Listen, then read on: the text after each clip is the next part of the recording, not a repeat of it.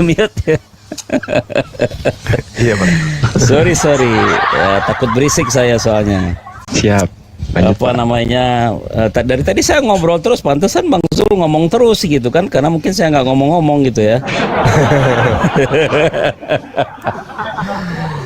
Sebetulnya saya salut juga sama Bang Zul ini, pengetahuannya makin banyak gitu kan, pemahamannya Makasih Pak makin, Lukas. iya, pemahamannya makin luar biasa gitu. Bang Zuma, Pak Lukas, bukan Bang Zul.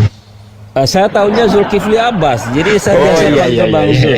Betul, Beliau betul mungkin juga, betul lupa juga. saya karena dari sebelum di Zoom itu kita sudah sering diskusi sebetulnya. Saya mulai diskusi dengan Bang Zul ini di WA dulu. Oh iya, kalau lihat ingat namanya sih ya betul. Iya. Cuman kan Makanya lama. tadi saya agak sungkan jawab salamnya gitu. Oh. Sama Silakan. aja Bang Zul. Kita kan Iya, silakan, Bang, sudah silakan. kenal lama, Bang Zul sering kasih Iya, nomor saya ke orang-orang lain kan. Iya, Jadi iya. iya. Jadi ya saya pikir ya nggak apa-apalah pas ketemu di sini karena jarang-jarang masuk TikTok juga. Analisanya bagus. Sebetulnya kata proselit itu yang proselutos itu mempertobatkan artinya. Mempertobatkan itu dalam arti kalau kita telaah ayat yang Bang Zul tadi sampaikan itu ya, bahwa seperti orang Farisi mempertobatkan satu orang kemudian menjadikan mereka lebih jahat begitu kan. Jadi kalau saya kupas satu-satu pasti panjang mengenai Farisi dan segala macam. Tapi yang Yesus maksud itu kamu mempertobatkan satu orang, tapi kamu tidak mendidiknya dengan baik dalam agamamu. Itu maknanya yang Bang Zul sampaikan tadi itu. Jadi sebetulnya kalau dia mempertobatkan satu orang menjadi Yudaisme, mestinya dia harus menjadi Yudaisme yang baik gitu. Yudaisme itu kalau dipertobatkan dia hanya dua itu kan, Ger Sedek dan Ger Tosaf. Kalau Ger Sedek itu sudah pasti orang Yahudi asli. Dia tidak mungkin orang goyim gitu ya, orang asing terus dipertobatkan menjadi Yahudi, itu tidak mungkin. Dia bisa menjadi penganut agama Yahudi tapi hanya sebatas pintu gerbang. Artinya Ger Tosaf tadi. Maka kalau kemudian dalam pertobatan itu sebagai seorang Ger Tosaf, mestinya dia mempertobatkan dalam kondisi sedek, dalam kondisi yang benar gitu loh, menjalankan ibadahnya dengan benar, menjalankan tradisinya dengan benar, menjalankan setiap langkah-langkah ibadah di dalam Yudaisme itu dengan baik gitu. Itu yang Yesus maksud gitu. Mestinya kalau sama seperti Bang Zul umpamanya kan, kemudian memualafkan satu orang, lalu yang mualaf itu tidak dididik dengan baik, wah dia akan lebih jahat itu. Dia bisa menilai agama orang seenaknya, dia bisa menafsirkan Alkitab seenaknya, dia bisa bahkan bisa menyesatkan orang gitu loh, dengan pengetahuan yang tidak seimbang. Maka sebaik-baiknya seorang mualaf itu harusnya ya dia dididik, masuk dalam pesantren, punya satu orang guru yang menjadi panutan, kemudian itulah yang menjadi ilmunya dia kelak ketika dia mesti berdakwah atau mau berdakwah. Kan dakwah itu apa namanya ya, kalau di Muslim mungkin kewajiban ya, kewajiban setiap Muslim itu menyampaikan satu ayat gitu kan ya. Iya. Nah, dalam menyampaikan satu ayat itu mestinya dia menyampaikan ayat yang sebenar-benarnya sesuai dengan makna yang termaktub di dalam Quran gitu. Nggak boleh dia menyampaikan sembarangan aja gitu kan. Pasti seperti Bang Zul yang seorang Muslim, terus kemudian pasti protes, kamu salah itu ngomong begitu, nggak boleh ngomong gitu. Atau ustadz yang lain pasti akan protes gitu, wah kamu salah menyampaikan itu, nggak boleh, itu menyesatkan orang. Ajaran kita tuh seperti ini, seperti ajaran Islam tuh seperti ini, sesuai dengan sunnah Nabi kan gitu, sesuai dengan hadis dan lain-lain. Nah, begitu juga dengan orang-orang Farisi itu. Orang Farisi itu kan gemar dia waktu zaman itu menjadi misi gitu. Jadi sebetulnya agama Yudaisme itu bukan agama misi, tapi pada masa itu mereka menjadi agama misi gitu. Nah, pada masa agama misi itu mereka mencari banyak petobat-petobat baru dan hanya untuk ditobatkan gitu, tanpa dididik dengan baik. Akhirnya ya bisa salah informasi, miskomunikasi, salah informasi, bisa jadi lebih jahat, tidak melaksanakan kaidah-kaidah agamanya dengan baik sesuai dengan seharusnya gitu. Akhirnya ya menjadi penyesat-penyesat baru bagi orang lain, itu yang dimaksud di ayat itu. Kurang lebih begitu. Baik Bang. Ya sah-sah saja sih kalau misalnya seorang proselit kemudian menyatakan pengakuan seperti itu Bang. Hanya saja kita sebagai orang yang terlahir belakangan ini yang mampu menilai dengan seperangkat ya ilmu yang bisa kita dapatkan dari manapun, itu bisa mengambil satu kesimpulan bahwasanya ketika kita berbicara mengenai apa yang kita bahas pada malam hari ini, lagi-lagi saya mengatakan proselut ini itu endingnya akan lahir dua keadaan. Yang pertama, menjadikan mereka sebagai orang-orang yang disebut lehit gayer. Lehit gayer itu adalah orang non-Yahudi yang hidup di tengah-tengah orang Yahudi, yang kemudian menundukkan dirinya untuk taat tunduk kepada pengajaran Torah, atau setidaknya kitab Tanakh, seperti orang-orang asing yang dibeli, yang tinggal di tengah-tengah orang keturunan Abraham, yang mana mereka diikat dengan budaya yang dihasilkan dari perintah Tuhan, atau kebiasaan adat istiadat yang dihasilkan dari perintah Tuhan, seperti sunat misalnya. Nah, itu disebut lehet gayer, atau mereka sebutnya dengan kata gur atau mit gayer, orang-orang asing yang tinggal di tengah-tengah Bani Israel, yang tunduk kepada hukum atau syariat yang ada di dalam kehidupan seorang Yudaism. Nah, itu yang pertama. Keadaan yang kedua yang mereka kemudian sebut bidat atau goyim, yang kedudukannya sebagai Abu Dasara, orang yang kemudian dikutuki dikarenakan mereka menyamar seperti Bani Israel, tetapi sesungguhnya mereka itu hanyalah menggunakan topeng kitabnya orang Yahudi untuk melancarkan aksi-aksi apa yang mereka inginkan terhadap aliran kepercayaan mereka anut. Nah, ini bisa jadi Bang, saya bukannya mau menuduh, tapi kalau kita melihat dari Bible itu sendiri, contoh di dalam Kisah Para Rasul 21, di situ ada hal yang sangat menarik yang terjadi terhadap orang Farisi yang saya sebutkan Paulus tadi. Sekali lagi saya katakan bahwa sampai hari ini saya belum menemukan adanya orang Farisi yang mendirikan aliran di luar Yudaism, di luar Yahudi, penganut Torah. Itu saya belum pernah menemukan, selain daripada Paulus. Dan jelas saja di dalam Kisah Para Rasul 21 nomor 15 sampai nomor 26, ternyata setelah Paulus itu dari perspektif saya pribadi nih, mengatakan bahwa Paulus itu adalah oknum yang menggenapi Matius 23 nomor 15, di mana beliau itu keciduk sebagai orang yang mengajarkan orang di luar Yahudi bertobat menjadi pengikutnya dan dijadikan sebagai orang neraka, dan 2 kali lebih jahat daripada Paulus itu sendiri. Apa pembuktiannya, tolak ukurnya? Coba kita baca dalam Kisah Para Rasul 21 itu. Paulus bertobat dari mengajarkan ajaran bidat. Dengan bahasa lain, Paulus bertobat dari mengajarkan ajaran Kristen. Atau dengan kata lain, Paulus bertobat dari mengajarkan orang luar bertobat menjadi pengikut agamanya, tapi setelah menjadi pengikut agamanya justru meninggalkan kemudian pola awal, asas-asas awal, hukum-hukum awal. Nah, itu terlalu diterangkan. Panjang kayaknya Bang. Coba saya simpulkan. Di dalam Kisah Para Rasul 21, nomor 15 sampai nomor 26 Paulus bertobat dari mengajarkan ajaran Kristen. Silakan. Saya bingung mau tanggapi yang Iya. mana. Tadi saya mau Intinya- tanggapi di tengah-tengah, tapi Bang Zul masih bicara, jadi terlalu panjang. Intinya Paulus itu bertobat dari mengajarkan ajaran proselit. Itu aja kesimpulannya. Silakan.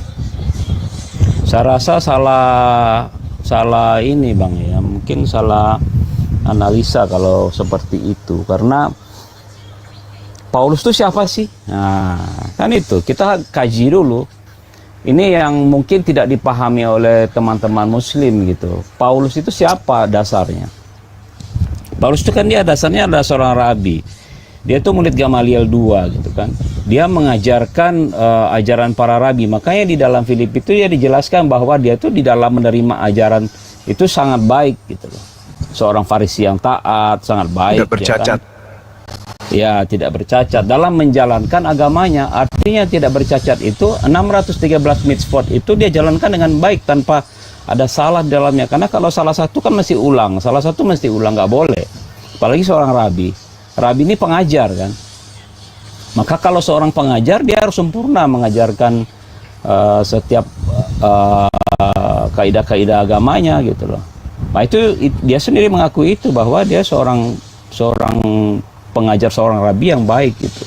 Kalau kemudian dikaitkan dengan Kristen, maka terdapat perbedaannya seperti ini. Sebetulnya apa sih beda Yudaisme dengan Yahudi dengan Kristen itu apa sih bedanya?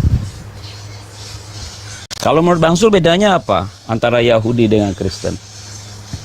Kalau Yahudi itu golongan yang memiliki aturan tapi tidak menjalankan aturan itu. Kalau Kristen ini golongan yang tidak memiliki aturan tetapi menjalankan aturan yang dibuat-buat sendiri. Itu Bang. Nah itu bisa marah orang Yahudi kalau Abang bilang bahwa orang Yahudi itu memiliki aturan tapi dia menjalankan aturannya. Itu bisa marah orang Yahudi itu. Maksud saya sekelompok orang, dan ini kalau dalam sekelompok orang, sorry saya potong. Kalau sekelompok orang berarti kita kan tidak bisa mengeneralisir ya. Artinya tidak semua gitu kan. Iya, Sekelompok begitu juga orang sebaliknya Bang. Tidak semua taat. Ya, kalau itu saya yakin, kalau itu saya setuju ya. Tidak semua orang taat, sama dengan Muslim juga. Tidak semua Muslim juga taat kan. Kalau kita berpatokan ke situ gitu loh. Jadi itu kita tidak bisa menjadikan itu sebagai patokan. Saya kasih tahu simpelnya aja, beda Yahudi dengan Itu Kristen. Yahudi Bang. Abang nggak nanya. Abang nggak nanya bagaimana dengan pernyataan saya mengatakan bahwa Kristen itu adalah sebuah golongan yang bikin aturan-aturan sendiri tanpa aturan, bikin prosesi ibadah. Nah itu beda, makanya saya Kan jelaskan Yahudi tadi saya satu-satu. katakan. Nah sekarang gimana dengan Kristen? Salah nggak Ya, saya itu ngomong? beda bagian. Saya jelaskan dulu. Apa sih bedanya Yahudi dengan Kristen? Bedanya Yahudi dengan Kristen itu bedanya di Mesiasnya aja. Kesamaannya mereka sama-sama menunggu Mesias itu datang. Itu yang sama. Kesamaannya itu di situ. Yahudi, Yudaisme pada umumnya itu mereka mengharapkan Mesias datang, menunggu Mesias datang. Kapan Mesias datang? Bagi mereka Mesias itu belum datang. Nah, sementara ajaran Kristen itu bagi mereka Mesias sudah datang. Itulah yang kemudian Paulus baca dan Paulus ajarkan bahwa Mesias ini sudah datang. Ada di dalam diri seorang laki-laki yang kemudian dipanggil dengan juru selamat yang dilahirkan oleh Maria. Nah, di dalam diri dia inilah banyak ciri-ciri kemesianikan yang sebetulnya sama-sama ditunggu oleh orang Yahudi. Itu aja bedanya. Orang Yahudi merasa Mesias belum datang, orang Kristen merasa Mesias sudah datang. Kemudian dua pandangan ini masing-masing mengembangkan sendiri. Yahudi itu tetap dengan keyakinannya bahwa Mesias belum datang. Kristen tetap dengan keyakinannya bahwa Mesias sudah datang. Perkara Mesiasnya sudah datang ini bagaimana mereka mensikapinya, itu sikap iman yang berbeda lagi gitu. Kalau kemudian Bang Zul tadi berpendapat bahwa Kristen membuat membuat aturan sendiri di dalam keimanannya kepada Tuhannya Yahudi. Ini beda pandangan ya Bang ya. Kristen ini kan banyak juga alirannya gitu kan.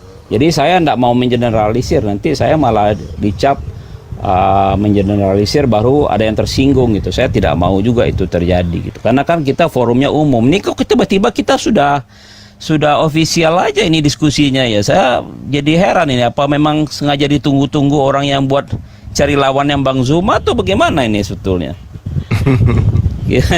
Kita klarifikasi dulu, jangan-jangan di live kan terus kemudian jadi konsumsi publik gitu. Iya, boleh saya sikapi yang tadi, Bang?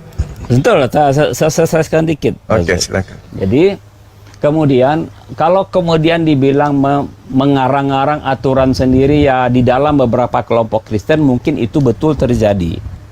Saya tidak menafikan itu. Tapi kalau mengeneralisir semuanya, saya rasa tidak. Karena ada Kristen yang kemudian mengikuti aturan. Seperti contohnya 10 hukum Taurat itu kan harus diikuti, nggak bisa dilanggar. Kalau kemudian itu digenapi dalam satu perintah hukum kasih, ya hukum kasih itu kan menggenapi 10 hukum, kan gitu aja, simple. Jadi hukum kasih itu apa sih sebenarnya? Jangan membenci, jangan berzina, jangan mencuri. Artinya kalau kamu mengasihi orang, kamu nggak mungkin membunuh, kamu nggak mungkin mencuri, kamu nggak mungkin berzina. Nah, itu yang kemudian menjadi satu kesimpulan gitu loh. Nah, ini juga kan jadi banyak perdebatan akhirnya kan. Oh, hukum kasih. Terus kemudian ada bahasa-bahasa dalam Alkitab yang kalau kasihlah musuhmu. Wah, itu kalau kita perang gimana? Ya kan? Ini kan banyak dibahas ini. Kalau perang gimana? Masa mengasihi musuh, mati dong kita, kan gitu. Itu konteksnya di luar politik. Perang itu kan urusan politik, Bang, bukan urusan agama ya. Ini saya ini aja. Saya ambil secara general aja ya. Jadi kita kadang-kadang mencampur adukan urusan politik dengan urusan agama. Seperti perang yang terjadi sekarang ini antara Palestina dengan Israel. Itu bukan perang agama, itu perang politik. Zionis itu gerakan Israel politik. Beda dengan rabi-rabi Yahudi, banyak juga yang nggak setuju dengan perang kok. Karena pada dasarnya kan mereka memang nggak boleh membunuh. Tapi sebuah negara harus mempunyai kedaulatan gitu loh. Nah, di dalamnya ada gerakan politik. Nah, gerakan politik ini yang kemudian bertentangan juga pasti dengan gerakan agama, karena agama punya norma sendiri, politik punya norma sendiri. Jikalau kamu menembus batas wilayah saya perangi, kan gitu. Itu politik. Kalau agama nggak bisa begitu. 10 hukum Taurat dipegang teguh sama orang Yahudi kan, gitu. Saya nggak mau panjang-panjang juga, takut kepanjangan kita. Padahal sebetulnya tadi saya mau nanya nih sebetulnya tadi, tapi ya sudahlah, saya ditanya ya nggak apa-apa. Lanjut, Bang. Oke, baik. Jadi kalau berbicara mengenai Yahudi dan Kristen, sebenarnya dua agama ini itu tak ada hubungannya. Karena nabi-nabi itu diutus, termasuk Yesus, itu tidak pernah mengenal itu Kristen apa, sekte apapun itu bukan kelompok dari ajaran para nabi, termasuk Yesus yang diyakini oleh saudara Kristen. Acuan saya berkata tadi bahwa Yahudi punya aturan tapi mereka tidak taatin, dan Kristen itu tidak punya aturan tapi bikin aturan sendiri. Seperti misalnya ketika Kristen mencontoh 10 hukum Taurat, 10 perintah, itu bukan hukumnya Kristen, itu hukumnya agama Yahudi, tapi mereka buat-buat sendiri. Itu yang saya maksud tadi. Jadi ketika saya mengatakan itu, saya arahkan pandangan kita kepada Matius 23 nomor 1, nomor 2 sampai seterusnya, bahkan sampai nomor 36. Ahli Taurat dan orang Farisi telah menduduki kursi Musa. Sebab itu turutilah, lakukanlah segala sesuatu yang mereka ajarkan kepadamu. Tapi kata Yesus, jangan kamu turuti perbuatan mereka, karena mereka mengajarkan tetapi mereka tidak melakukan. Sorry saya potong, Bang. Sebelum terlalu jauh kita ya kan.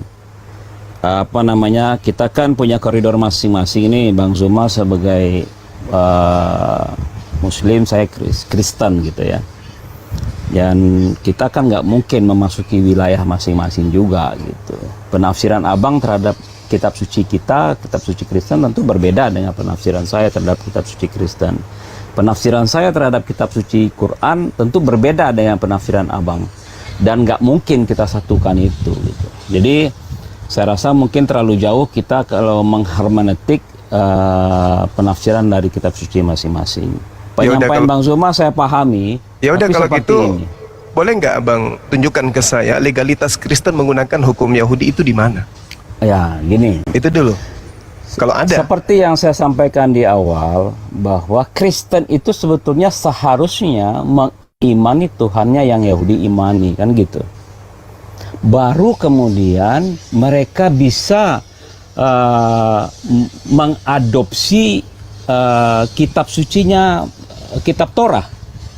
Karena sebagai dasar iman. Maksud saya ini Bang, dasar ya, hukum. Sebentar saya jelasin. Orang Kristen menggunakan hukum Yahudi itu apa? Ada nggak Bang? Iya kan tadi 10 hukum Taurat itu harus dijalankan kan. Itu punya Yahudi Bang. Nah, makanya saya jelasin dulu sama Bang Zul ini. Itu orang punya orang iya, punya saya aturan. jelasin dulu. Ya, Kristen saya jelasin yang sibuk lah, ya. sendiri bikin aturan untuk dirinya sendiri, tapi itu aturan, enggak. Jadi aturan nanti agama orang dipakai ke sebentar. Kristen itu Sebentar, Bang. Sebentar, Silakan. Bang. Sebentar. Nanti takutnya ada di luar sana orang yang marah gitu kan dengan yang diskusi kita ini gitu kan. Takutnya ada orang Kristen lain yang nggak setuju dengan saya, terus kemudian dia marah apa kompetensi saya untuk itu gitu. Kita ya dalam Kristen kan banyak aliran Bang, jadi tidak semuanya sama kan. Ketidaksamaan itu kemudian menimbulkan masing-masing persepsi juga gitu, termasuk penafsiran. Penafsiran masing-masing aliran itu tuh berbeda-beda. Nah, termasuk penafsiran saya juga berbeda-beda gitu. Tadinya di awal saya sudah mengemukakan premis mengenai bahwa iman yang kami imani adalah iman terhadap Tuhannya Yahudi. Itu disclaimernya. Jadi imannya mestinya iman yang kami imani itu adalah terhadap iman kepada Tuhan Yahudi. Jadi Shema Israel Adonai Eloheinu Adonai Echad. Kalau yang betul itu semestinya percaya bahwa Tuhan itu Echad, ya kan? Itu yang betul gitu.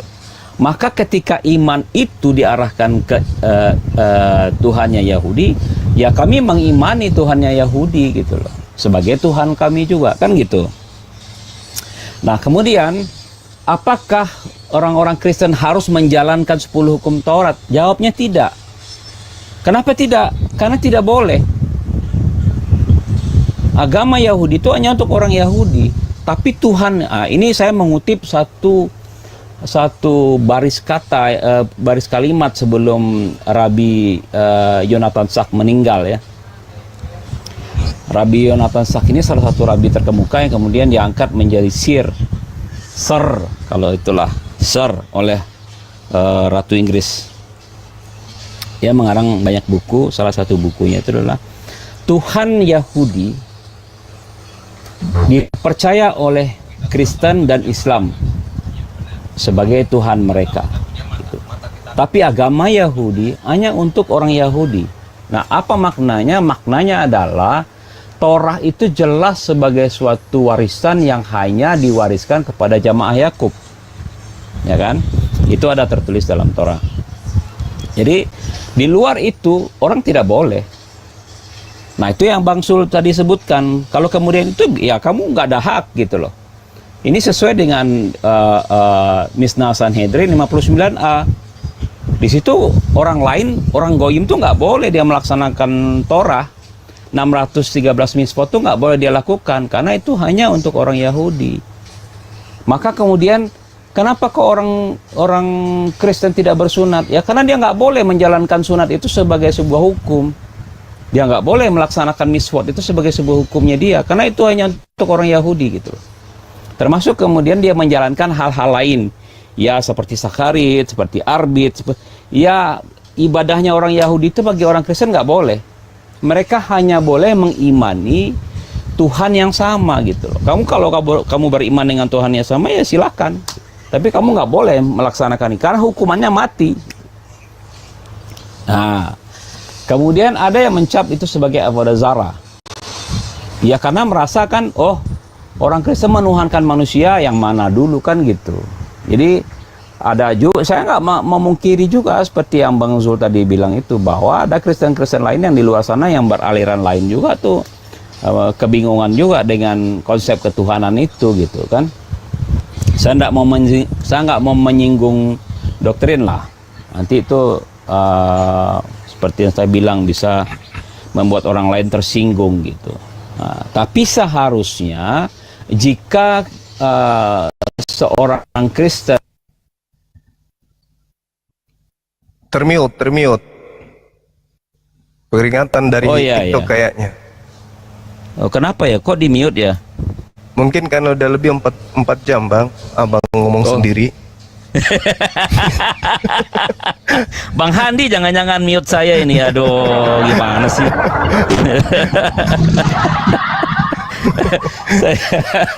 Jadi nggak enak jadinya ini.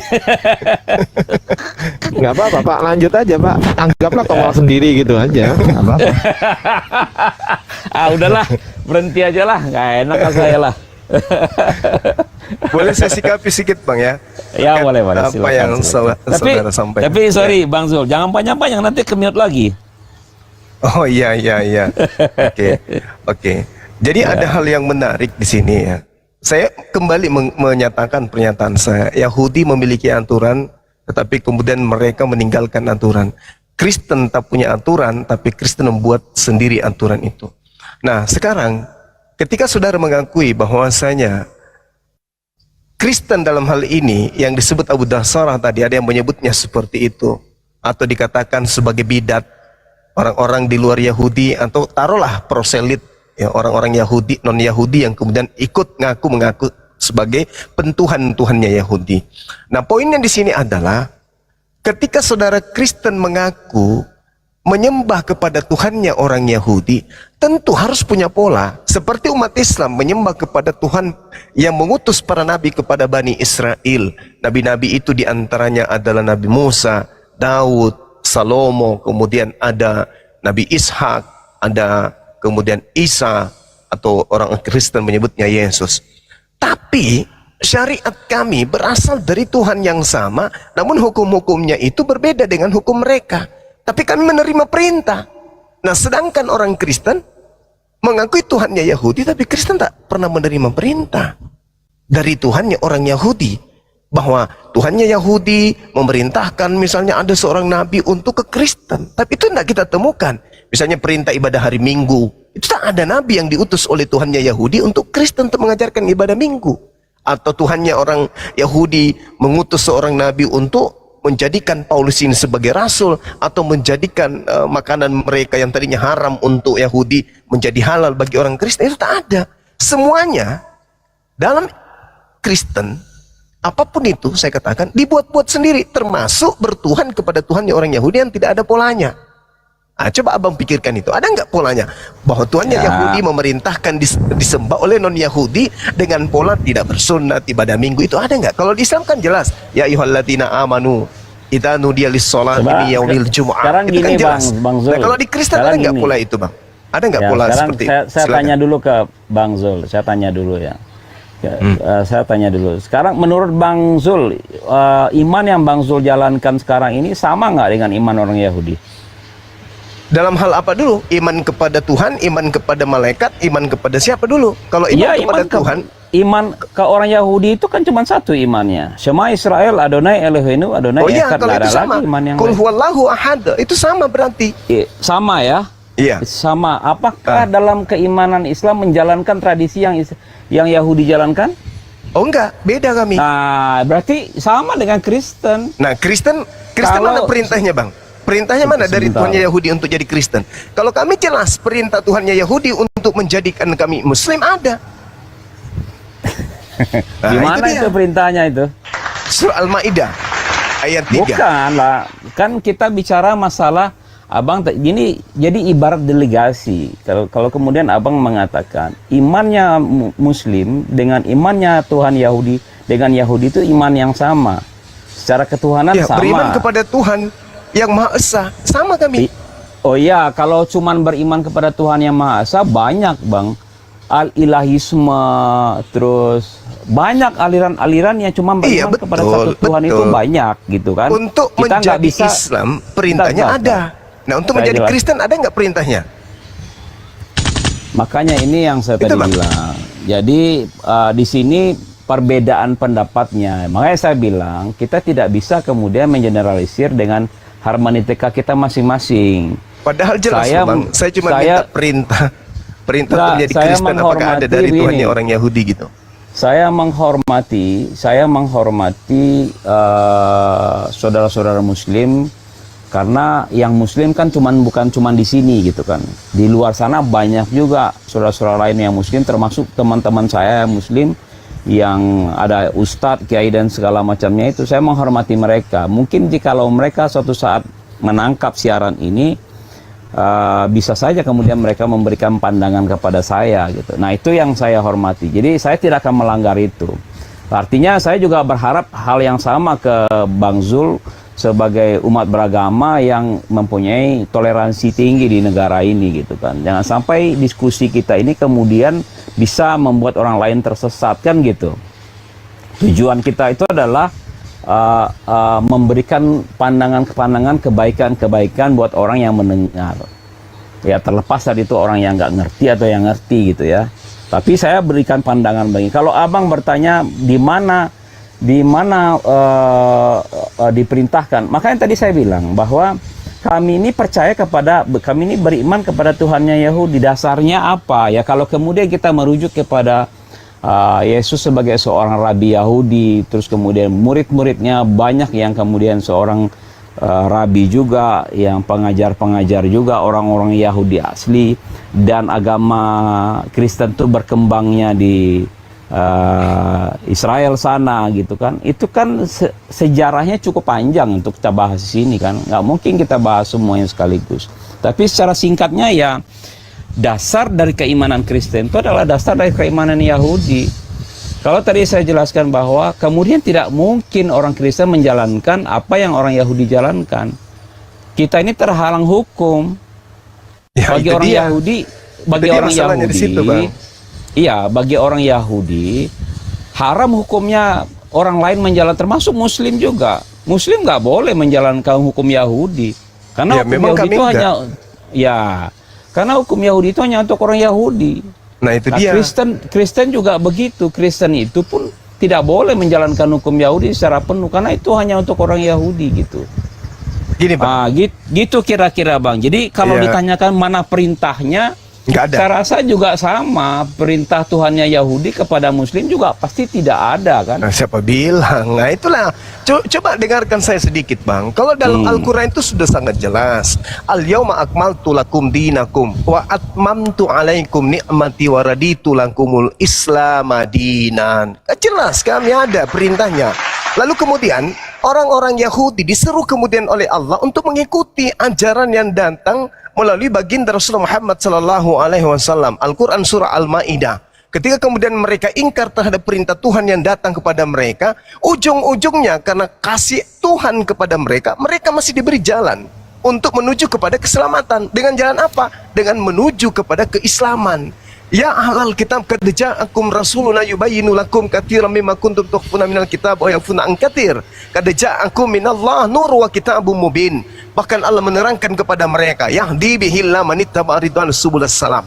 Kalau kalian ingin selamat wahai orang Yahudi, maka ikutlah kepada jalan keselamatan yang dibawa oleh baginda Rasul Muhammad sallallahu alaihi wasallam. Ini ada, Ya, Bang. ini yang saya rasa. Sekarang yang saya minta itu dari Kristennya. Ada nggak Tuhannya orang Yahudi meminta orang Yahudi untuk ikut kepada Kristen? Itu loh. Kalau tidak ada, berarti yang saya katakan Kristen ini tidak punya aturan, bikin aturan sendiri. Itu maksud saya, Bang. Kalau kami kan jelas aturannya. Silakan.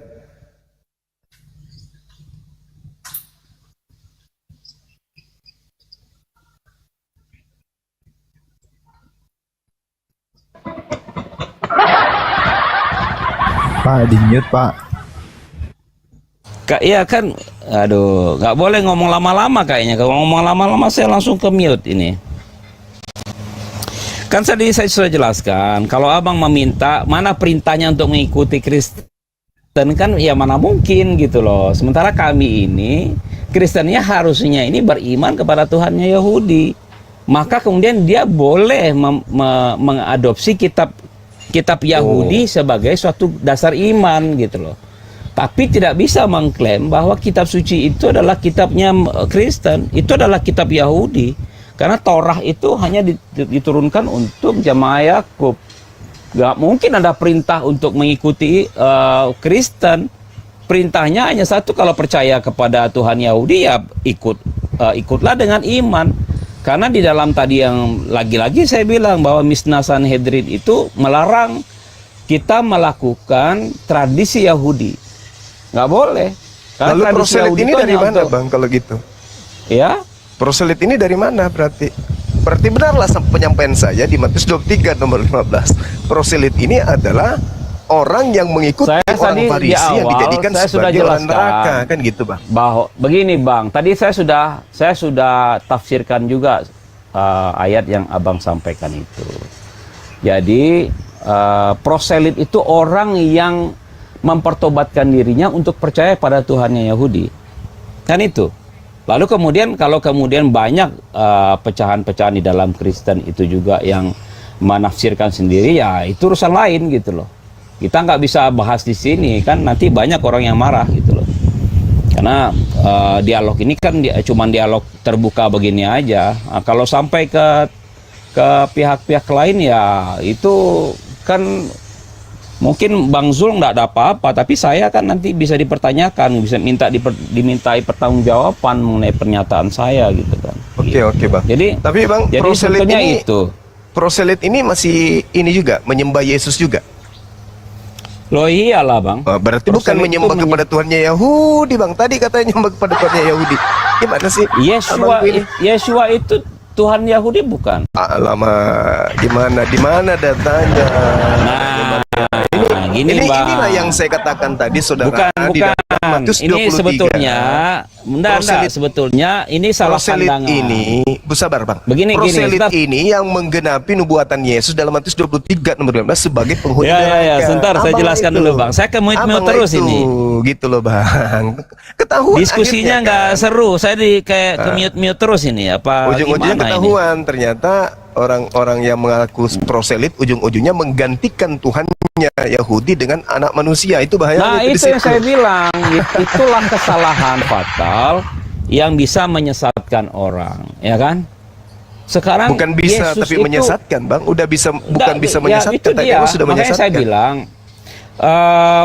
banyak aliran Kristen juga bingung dengan konsep itu gitu loh.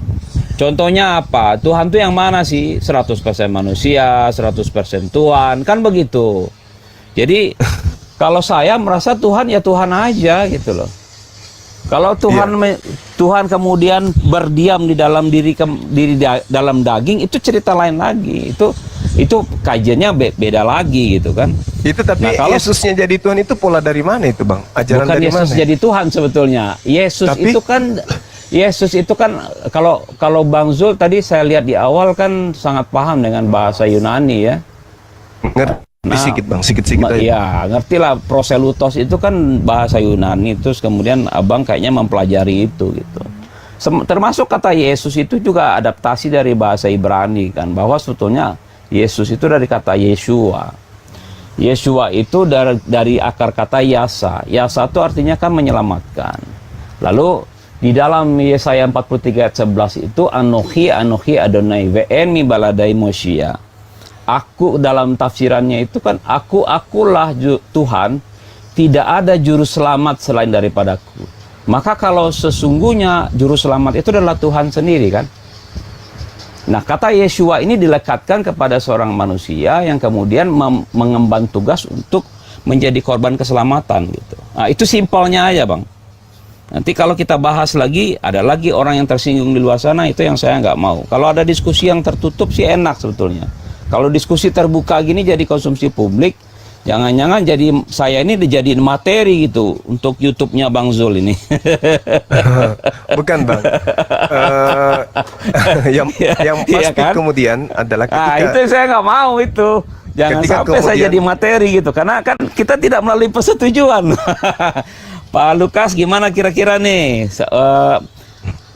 Diskusi kita dijadiin materi ya. Nah, itu kan enak ya kan? Bang Zul gimana menurut Bang Enggak, Zul ya kan? setahu saya Bang, hukum itu selalu berjalan. Ketika kita sudah tampil di publik, berarti kita semua menjadi konsumsi publik semuanya. Kita harus menyadari itu. Maka ketika saudara mengatakan Yesus, Yesua itu adalah merujuk kepada Tuhan itu sendiri. Lalu bagaimana dengan nama yang lain seperti Yesaya, Immanuel? Itu kan semua nama-nama Tuhan yang pada intinya merupakan gelar-gelar Tuhan kepada mereka. Jadi tidak Ya, bisa iya. kemudian hanya gara-gara Yesua lalu kemudian sebagai juru selamat, lantas bagaimana dengan yang lain? Berarti mereka juga Tuhan dong ya? Kalau kata Yesua itu kan hanya untuk pemakaiannya beda, Bang. Jadi nggak bisa juga disamain dengan kata-kata kayak Yesaya, apa yang lain-lain abang sebutkan itu beda lagi gitu loh. Jadi Tapi kan itu gelar-gelar Tuhan semua. sama seperti Abdullah umpamanya. Abdullah hamba Allah umpamanya itu kan. hamba Allah. Ya hamba Allah kan, ya kan memakai nama Allah juga di belakangnya kan. Apa nggak boleh? Ya kan? Pasti boleh. Itu buktinya dipakai kan. Abdullah Ya, hamba artinya Allah. dengan gitu kan. sendirinya kata Yesua itu bukan berarti dia adalah Tuhan. Karena kalau itu dijadikan sebagai Tuhan, bagaimana dengan anaknya Nun? Yesua bin Nun. Dasarnya itu Berarti lebih dulu dong. Dasarnya itu sebetulnya ini pola keselamatan di dalam Yahudi, bahwa Yahudi menunggu juru selamat. Kan tadi saya udah bilang juga di awal, bedanya Kristen dengan Yahudi itu apa sih? Sama-sama menunggu juru selamat. Yahudi yakin juru selamatnya belum datang, Kristen yakin juru selamatnya sudah datang. Kan sama kan? Berarti siapa yang menyelamatkan? Tuhan yang menyelamatkan, yang mengirimkan seorang juru selamat gitu loh. Mengirimkan Nah seorang itu, juru jadi selamat. itu aja bedanya. Tuhan sebetulnya siapa yang menjadi juru selamat? Kalau di dalam Yesaya 43 ayat 11 ya Tuhan itu sendiri yang sebagai juru selamat gitu. Iya, Ya kan? Tuhan sebagai juru selamat, Bang. Makanya ketika Yesus datang, dikatakan dia hanya sebagai perantara. Yesus mengatakan, aku tidak dapat berbuat apa-apa dari diriku sendiri. Artinya dia hanyalah wadah Tuhan sebagai duta, Kan sebagai saya sudah rasul bilang, Tuhan. sorry Bang Zul, saya sudah bilang itu. Kalau itu saya tidak berani bahas di sini, karena ini kan terbuka forumnya. Nanti ada yang lain tersinggung gitu loh. Itu pemahaman Kristologi itu berbeda lagi di setiap orang. Karena Bang Zul pasti tahu lah, Kristen itu juga banyak aliran kan. Saya nggak mau nanti disebut sebagai pemecah belah gitu. Sementara di komal-komal yang lain saya lihat itu di komal Muslim aja ada Kristen sama Kristen itu berantem. Nah, itu saya sedih sebetulnya.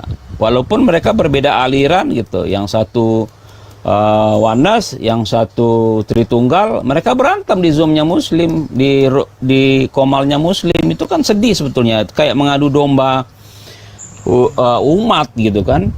Hanya karena perbedaan pandangan dalam doktrin dan penafsiran Alkitab gitu. Jadi membuat orang lain berantem, itu yang saya nggak mau. Jadi kalau itu dibahas dalam diskusi tertutup sih oke lah. Ya, kalau diskusi terbuka nanti ada lagi orang yang ribut, berantem, terus gara-gara saya nggak mau. Gitulah Bang Zul kira-kira. Oke, baik. Ini aja udah banyak saya diturunkan ini, karena mungkin kurang seru kali. Gini aja Bang, kalau dengan pernyataan apa yang secara berulang kemudian ada rasa kekhawatiran terjadi dengan adanya akan muncul kesalahpahaman, itu justru lebih menguatkan iman saya. Karena di Islam itu 1400 tahun silam sudah diterangkan oleh Al-Quran. Wa minal ladzina qalu inna nasara akhazna mitsaqahum fanadhu hazzam mimma zukkiru bih fa aghrayna bainahumul adawa wal ba'da ila yaumil qiyamah. Di antara orang-orang yang mengatakan kami ini adalah orang Nasrani, kami telah mengambil perjanjian kepada mereka, tetapi mereka sengaja melupakan sebagian pesan yang telah diperingatkan kepada mereka. Maka kata Allah, maka kami timbulkan permusuhan dan kebencian di antara mereka sampai hari kiamat. Jadi Ya, kalau itu abang dalam ini sudut semakin pandang- khawatir, kalau dalam semakin sudut khawatir, pandang- ya dalam berarti sudut membenarkan pandang- Al-Quran gitu Bang. Enggak, dalam sudut pandang Islam ya sah-sah saja. Saya nggak mau membantah itu. Kan itu imannya abang, bukan iman Ya itulah saya. maksudnya. Maksudnya Al-Quran saya memberikan kabar bahwa orang-orang yang mengaku sebagai Nasrani itu di antara mereka muncul kebencian dan permusuhan di antara mereka sampai hari kiamat. Nah ini Nasrani, orang-orang yang dari Nazaret dan kemudian Kristen sebagai orang yang mengklaim diri mereka sebagai pengikut orang yang dari Nazaret tersebut, itu sudah 2000 tahun dan hari ini masih memperlihatkan permusuhan. antar mereka. Artinya Al-Quran saya nggak pernah bohong mengatakan sesuatu. Ya, Gitu Bang. kalau itu saya sih nggak heran. Kenapa saya bilang nggak heran? Karena itu kan catatan sejarah, Bang. Begini, Quran itu ada itu di abad ke-6, gitu kan. Lalu kekristenan itu ada itu setelah abad kedua ketiga baru mulai tumbuh dengan pesat, kan gitu.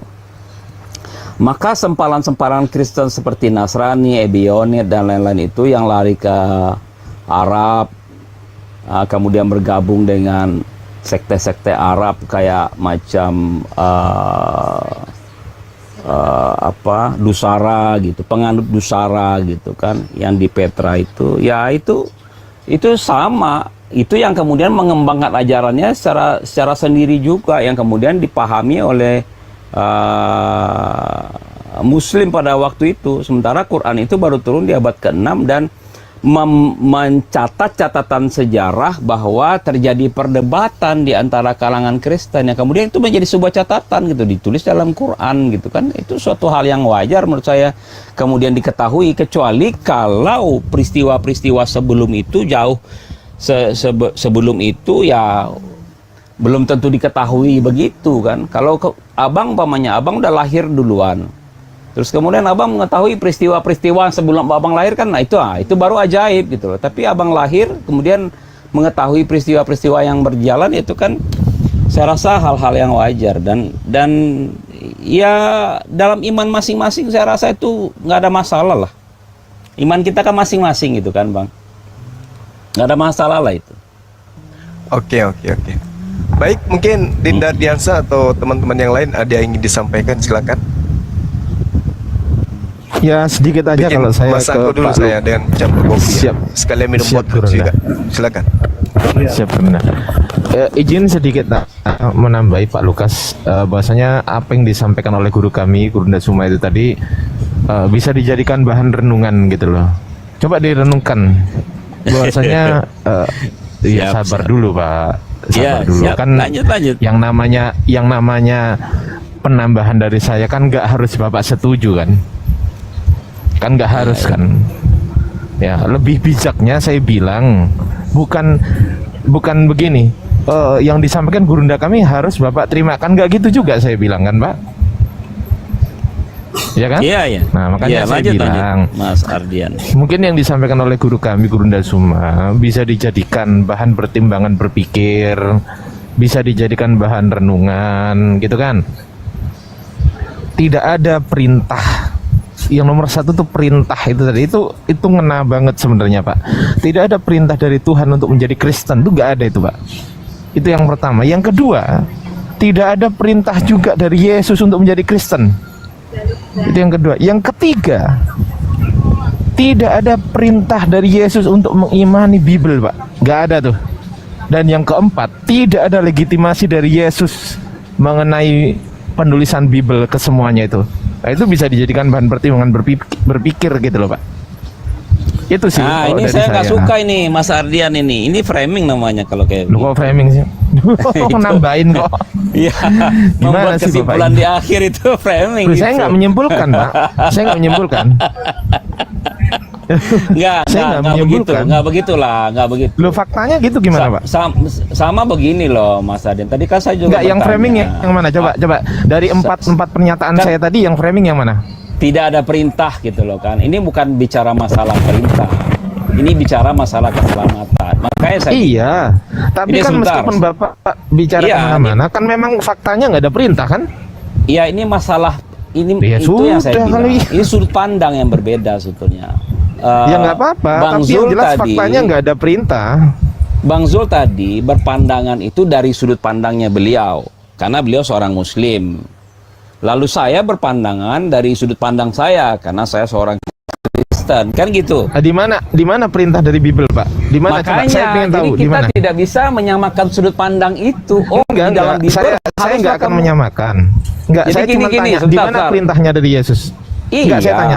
Di Makanya mana saya perintahnya bilang, dari Yesus untuk menjadi Kristen, di mana Pak? Tidak ada perintah untuk Loh ya menjadi seorang sudah, berarti Kristen. benar. Berarti saya nggak Iya, framing. tidak. Ya sudah. Bukan, maksud saya tuh seperti ini loh, Mas Ardian. Ini kan diskusinya mendadak ini. Tiba-tiba saya ditodong lalu ditanya gitu kan. Padahal saya masuk ke sini mau nanya sebetulnya. Tapi saya ditanya sudahlah. Sebagai seorang yang baik gitu kan, ya Kristen yang baik, sebagai seorang ini yang baik, ya saya harus menjawab pertanyaan-pertanyaan. Silakan. Kan, jadi gimana? Yang framing di antara perkataan empat pernyataan saya yang mana yang framing, Pak? Bukan, itu kemudian dikuatkan. Jadi pernyataan tadi itu kemudian dikuatkan menjadi sebuah narasi. Itu yang saya nggak setuju gitu. Kalau kita menyelesaikan, tadi Bapak katanya bilang framing. Yang framing yang mana gitu loh? Ya itu kan framing jatuhnya. Kalau seumpamanya apa yang dinyatakan tadi itu kemudian dikuatkan dengan sebuah pernyataan, itu artinya framing menurut saya. Karena tidak ada perintah, lalu orang-orang yang di luar sini akan berpikir, ternyata menjadi seorang Kristen tidak ada perintah. Karena memang Kristen ini bukan masalah perintah atau tidak gitu. Iya, nggak apa-apa. Meskipun Bapak bilang jadi Kristen itu gini, sebentar Pak. Meskipun jadi Kristen itu nggak ada perintah, kalau memang kenyataannya begitu ya nggak apa-apa, terima aja. Memang jadi Kristen itu nggak ada perintah. Ya sudah, nggak apa-apa kan. Saya kan nggak melarang Bapak begini kan. Saya kan nggak bilang gini. Berhubung nggak ada perintah dari Yesus, Bapak nggak usah jadi Kristen. Kan saya nggak bilang gitu. Kan saya cuma bilang. Kan saya cuma bilang bahwasanya memang menjadi seorang Kristen tuh tidak pernah ada perintah dari Yesus untuk menjadi Kristen. Betul atau salah, Pak? Oh iya. Tidak ada perintah untuk menjadi seorang Kristen. Karena Kristen itu bukan berdasarkan perintah gitu. Ya nggak apa-apa. Termasuk penulisan Bible tidak pernah ada legitimasi dari Yesus kepada Markus, Matius, Lukas, Yohanes untuk menuliskan itu. Jadi apa konsekuensinya kalau tidak pernah ada legitimasi? Ya nggak legal.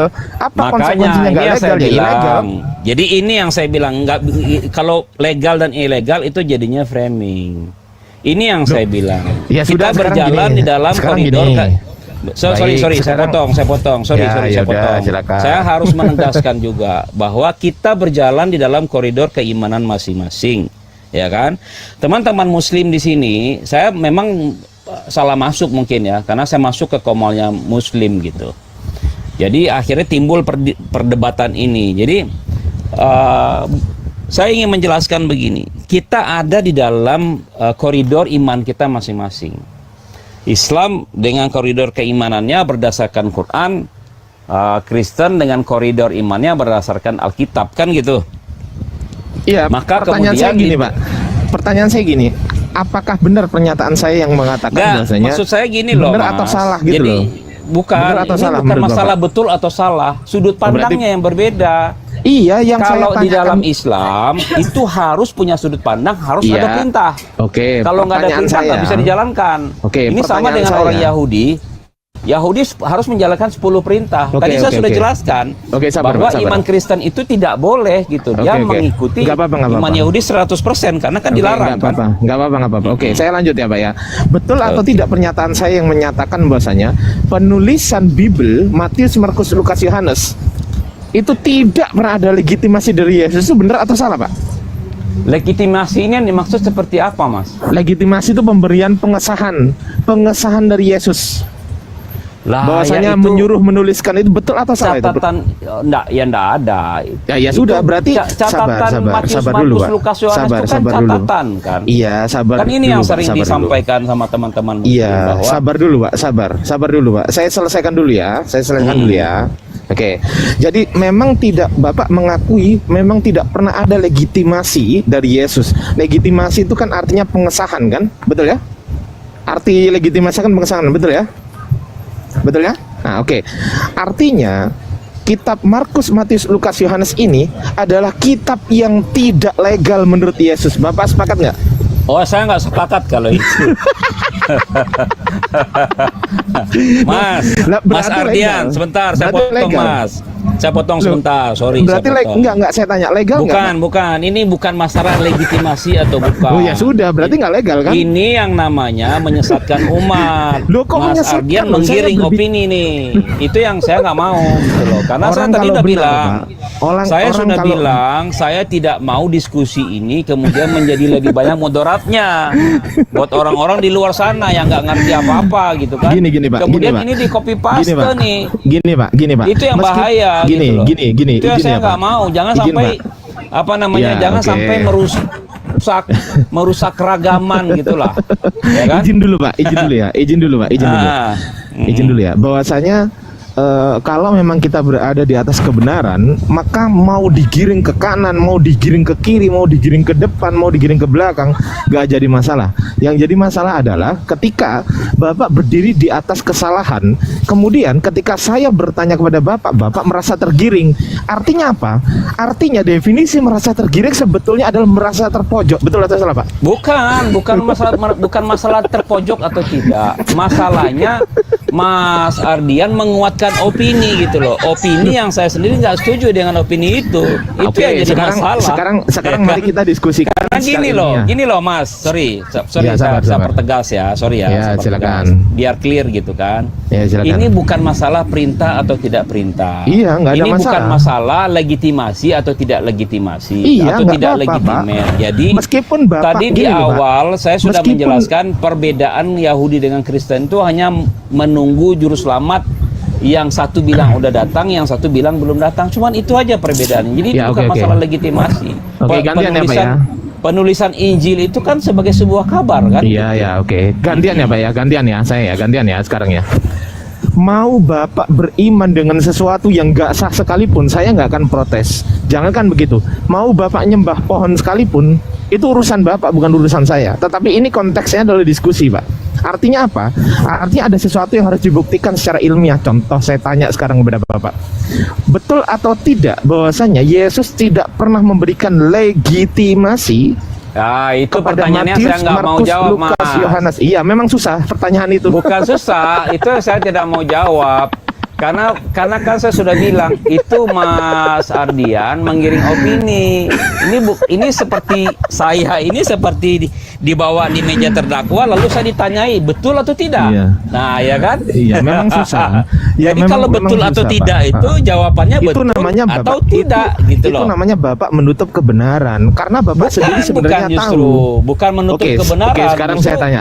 Sekarang sudut saya tanya. pandang Sekarang saya kebenaran tanya. kita itu yang Oke, berbeda, Mas.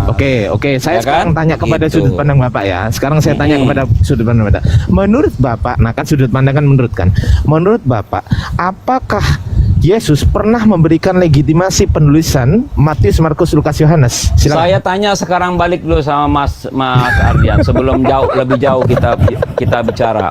Di dalam Quran, menurut pandangan Quran, Injil itu legitimate atau tidak? Oke, saya jawab ya. Nanti jawab pertanyaan saya ya. Oke. Iya.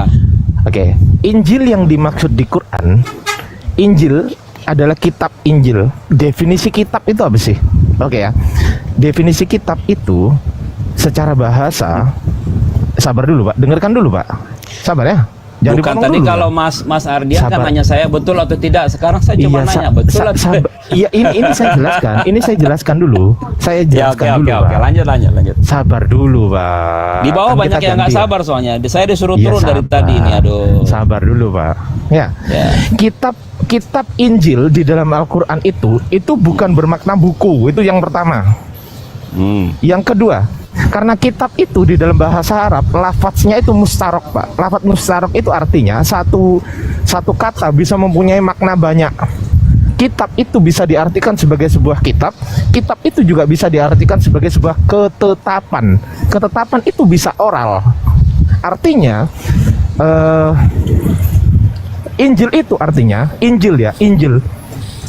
Alkitabu al-Munazzala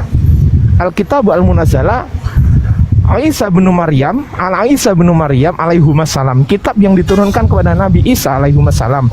Wahwa al-aslu wahwa an-najlu itu artinya apa?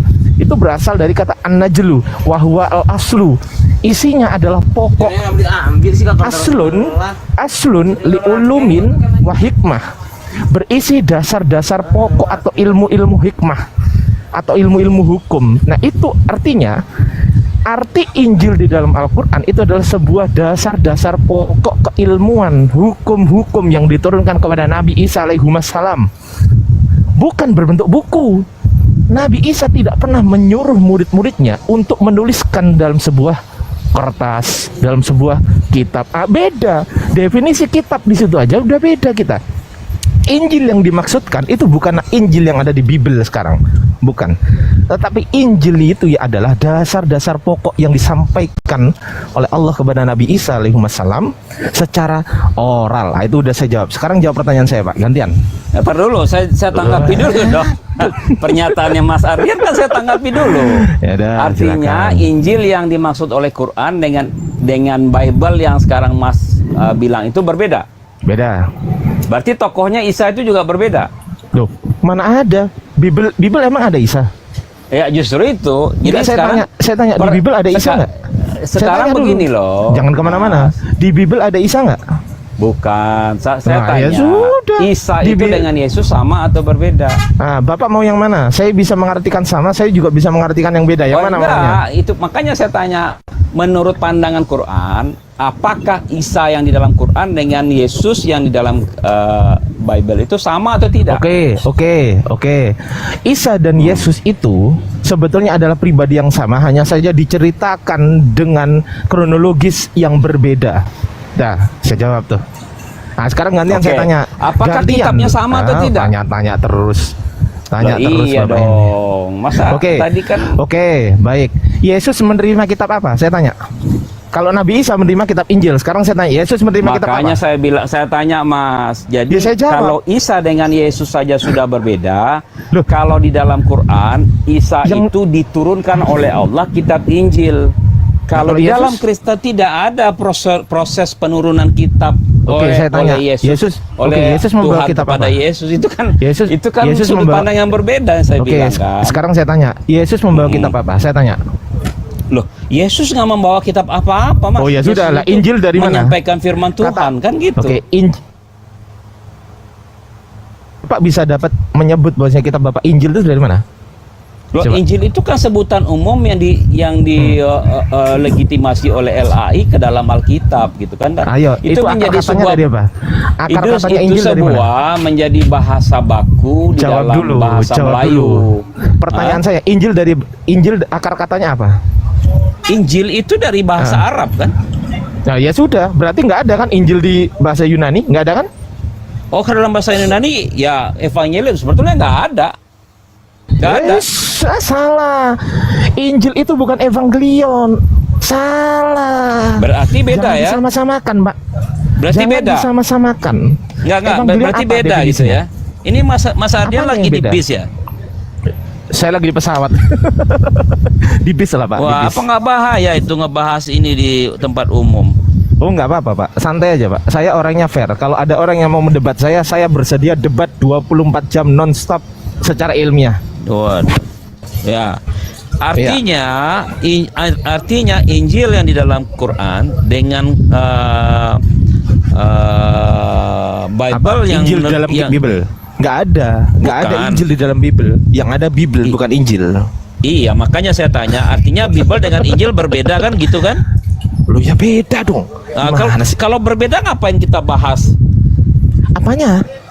Lah dari tadi kita bahas per- Injil, bahas Loh, Bible justru gimana sih? pertanyaan saya itu bukan Injil, tapi pertanyaan saya, di mana Yesus memberikan legitimasi penulisan Bible, bukan penulisan Injil.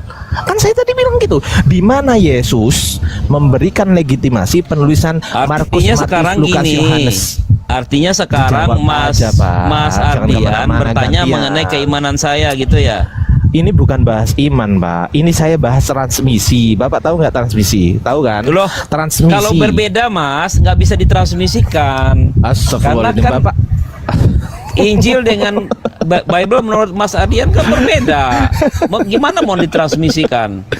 Apanya yang ditransmisikan? Saya nggak bahas ditransmisikan. Saya membahas transmisi kitab suci Bapak. Paham nggak? Bukan ditransmisikan. Aduh. Ah, Bapak tahu nggak definisi transmisi apa? apa? Loh, ya saya tanya kok tanya balik.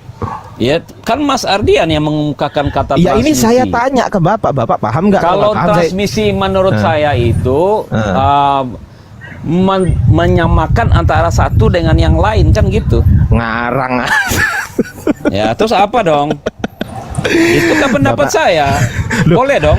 definisi itu jangan ditafsir pendapat, Pak. Salah. Loh, ya Definisi. iya, Mas. Loh, definisi Sekarang itu pendapat orang kan bisa berbeda-beda. Pak, dengerin. Sekarang contohnya, Dengerin, Quran Pak. menganggap Injil itu dengan dengan Bible itu berbeda. Walaupun Pak, Injil yang di dalam Quran. dengerin dulu. Saya Sabar, saya sabar. jelaskan dulu. Enggak perlu. Gini, walaupun biar nggak Injil yang tersesat dimaksud di dalam teman-teman di Quran bawah itu ya. sendiri sebetulnya Sabar, Pak. tidak ada, ya kan?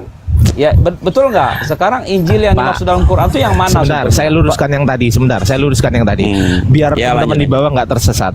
Transmisi itu nggak boleh Bapak itu punya pengertian sendiri, nggak boleh. Artinya apa? Artinya terminologi yang Bapak ciptakan itu harus berlandaskan sesuatu yang otoritatif. Oke, Apa? menurut Mas Sabar Ardian dulu. apa transmisi itu? Salah kalau Bapak bertanya kepada saya, menurut Mas Ardian itu salah. Jawaban saya Iya. begini. Menurut Kamus Besar Bahasa Indonesia, karena itu adalah otoritatif, bukan menurut Ardiansa. Bukan Oke. menurut Ardiansa. Lanjut, Mas, lanjut. Menurut Kamus Besar Bahasa Indonesia, ya, transmisi adalah pengiriman atau penerusan pesan dan sebagainya dari seorang kepada orang lain. Oke ya. Ya. Penerusan Oke. pesan dari orang kepada orang lain, kepada orang lain, kepada orang lain, kepada orang lain. Pertanyaan saya sekarang, di mana Yesus memberikan pesan kepada murid-muridnya dan memberikan pengesahan kepada murid-muridnya untuk menulis Bible, di mana? Mas, iman. Ya jangan ketawa kalau saya jelasin dong. Ya di mana? Mas Jawab Ardian dulu. dengar dulu. Kan saya sudah bilang, iman kita Jawab lah, itu. Pak. Saya nggak bahas iman, Pak. Saya nggak Saya bahas iman. jawab ini loh, tapi diminta Ya, saya nggak jawab bahas gimana? iman. Iya Tapi saya makanya. nggak tanya iman. Tapi saya tanya- menjelaskan, kan perintahnya di mana Yesus memerintahkan untuk menulis Bible kan gitu kan? Saya nggak tanya iman Bapak. Dengerin ya, Bapak mau beriman kepada sendal Sekarang jepit gitu bukan sekalipun, itu pertanyaannya. urusan Bapak. Coba pertanyaannya apa? Pertanyaannya apa Iya, coba? Pertanyaan saya bukan mengenai iman ya, tapi pertanyaan saya adalah di mana ayatnya? Dengarkan pertanyaan saya. Saya nggak tanya iman. Saya tanya di mana ayatnya di Bible Bapak. Yesus memberikan legitimasi penulisan Markus, Matius, Lukas, Yohanes. Saya nggak tanya iman. Sekali lagi Pertanyaan saya Mas tekankan. Ardian aja udah salah. Gimana caranya saya mau jawab?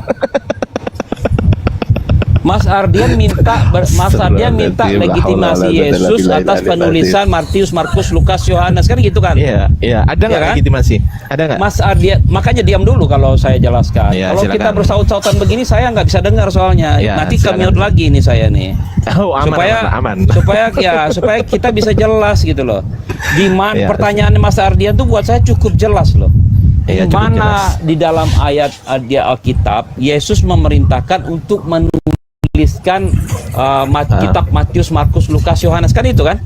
Iya. Ya jelas nggak ada lah Mas. Oke, Bagaimana stop, sih? stop dulu. Saya terima Bukan, jawaban saya Bapak. harus nggak akan bantah. menjelaskan. Saya nggak harus akan bantah menjelaskan. loh. Itu tidak fair buat saya karena Loh.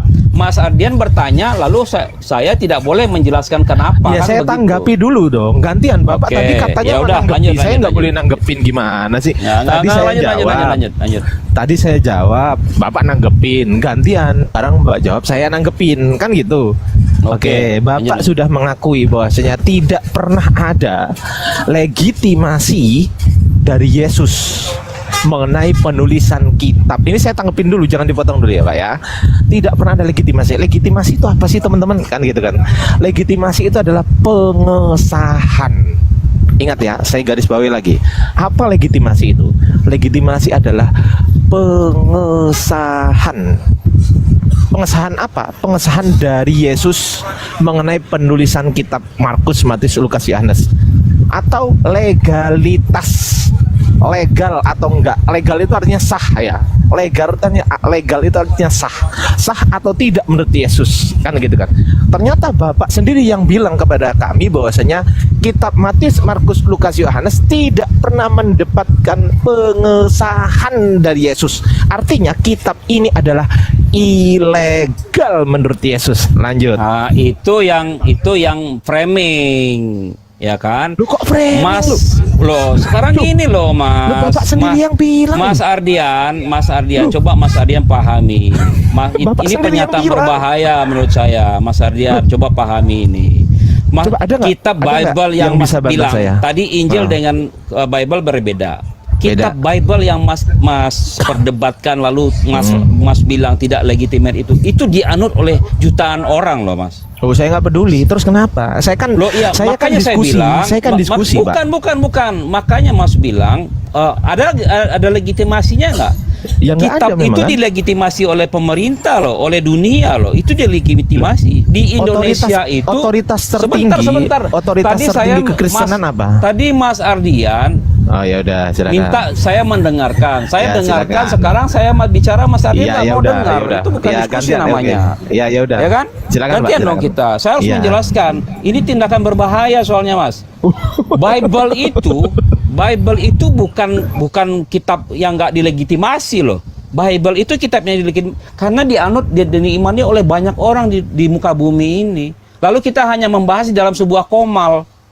Apa nggak berbahaya menurut Mas? Lalu kemudian Mas Ardian bilang itu tidak ada legitimasi hukumnya. Berarti itu tidak sah menurut Yesus. Itu yang saya bilang berbahaya dan itu framing. Saya tersinggung dengan itu. Terus terang aja. Karena kalau saya mengatakan Ya kalau tersinggung sebentar, bantah, Pak. sebentar, saya jelaskan dulu. Kalau saya Bantah mengatakan dong. Quran tidak legitimate juga bagaimana? Oh, Pasti saya Mas bisa tersinggung. membuktikan. Enggak, saya Dan ada. semua saya orang ada Islam yang datanya. lain pasti tersinggung gitu kan? Enggak, ya gini Jadi loh, gini kita loh, Pak. di sini Kalau Mas, Bapak begini bilang- Mas Ardian. Kalau Bapak kita bilang tidak elok Quran itu rasanya membahas masalah legitimasi kitab suci. Ngomong Itu terus bukan ini wilayah orang. kita di dalam. Pak, dengerin Pak. Kalau Bapak Enggak, bilang Quran saya tidak terus dilegitimasi, terang Mas Ardian, pertanyaan Anda itu bagus. Karena pertanyaan Anda menjebak ke arah bahwa tidak ada legitimasi, artinya ilegal kan gitu. Kalau Memang ilegal, kok. kalau Mas Ardian menganggap Bible itu ilegal, apa kata semua umat Kristen yang ada di muka bumi?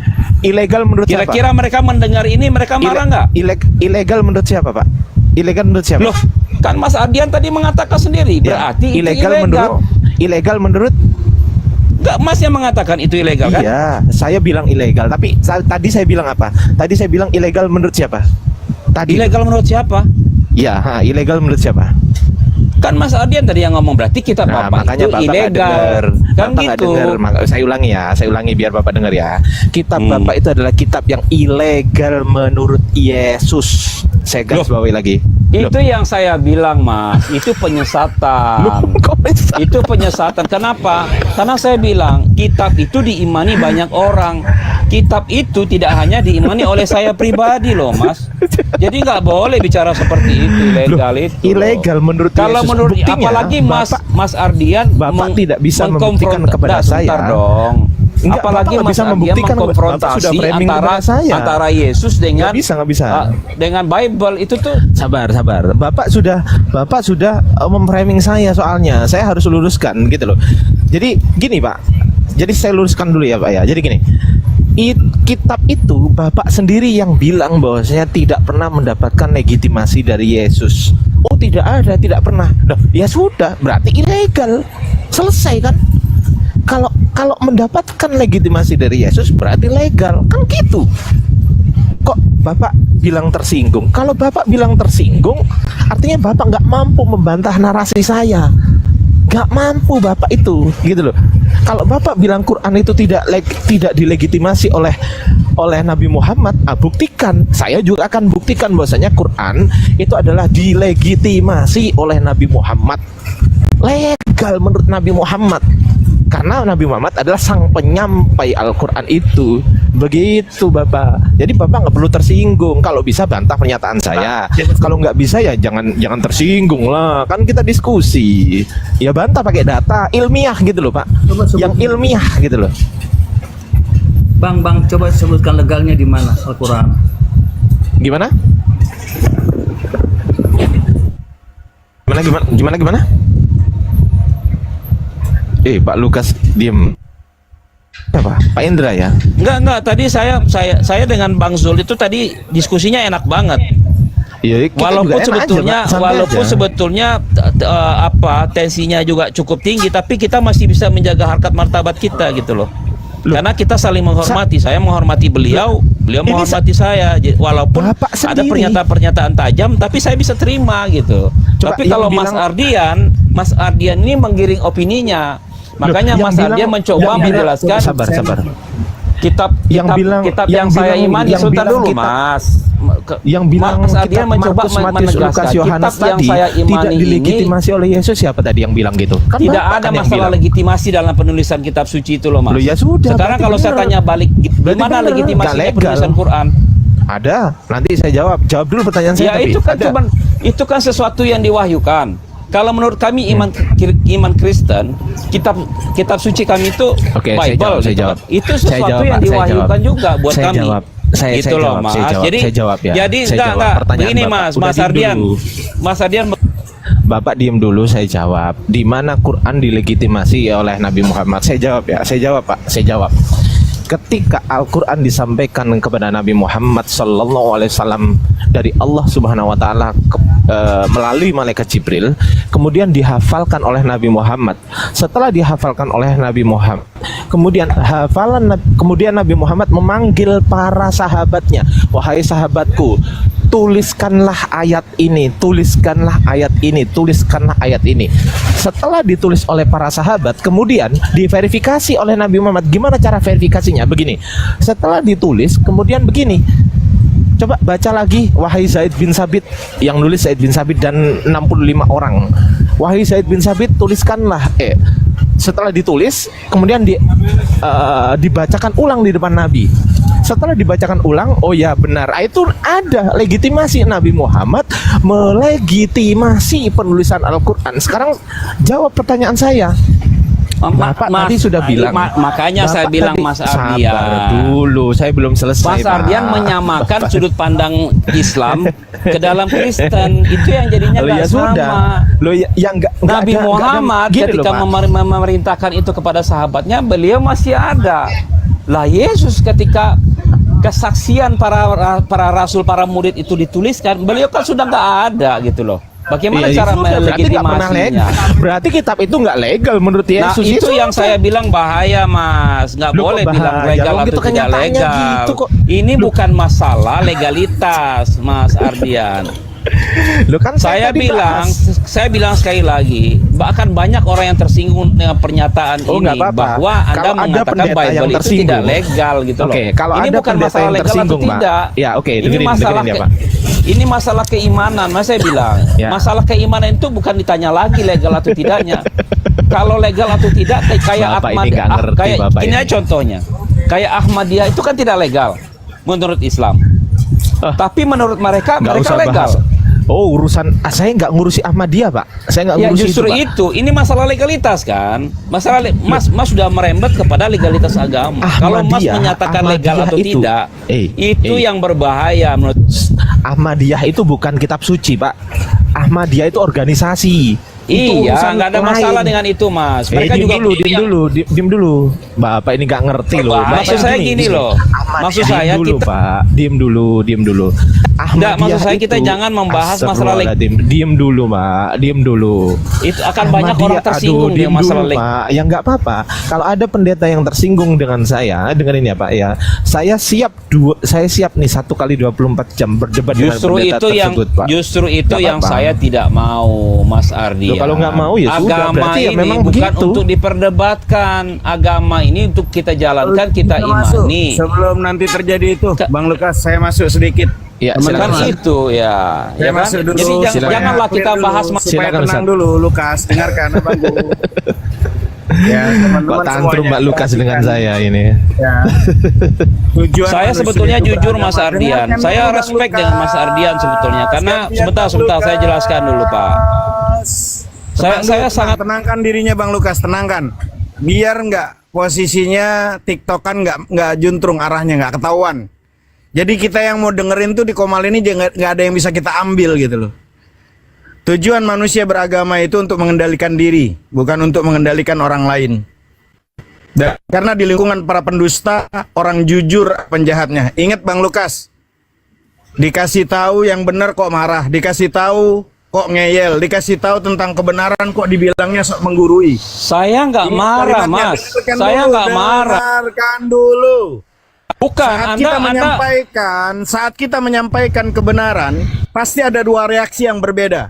Yang pertama, orang pintar itu akan merenung. Tapi yang kedua, orang bodoh akan tersinggung. kembali tergantung sikap kalian teman-teman. Kalian mudah-mudahan mengambil dari sikap yang pertama. Mudah-mudahan kalian menjadi orang yang cerdas yang akan merenung. Bukan malah tersinggung karena nggak ada dalil dan nggak ada fakta sejarah yang benar. Paham sampai sini teman-teman? Go, menyampaikan kebenaran. Karena ketika Paham, kebenaran Ustaz. tidak benar disampaikannya, 3000 tahun yang akan datang, saya bilang Bang Zuma Tuhan. Kalau dia nggak menggunakan akal jernihnya, maka Bang Zuma jadi Tuhan. Paham itu?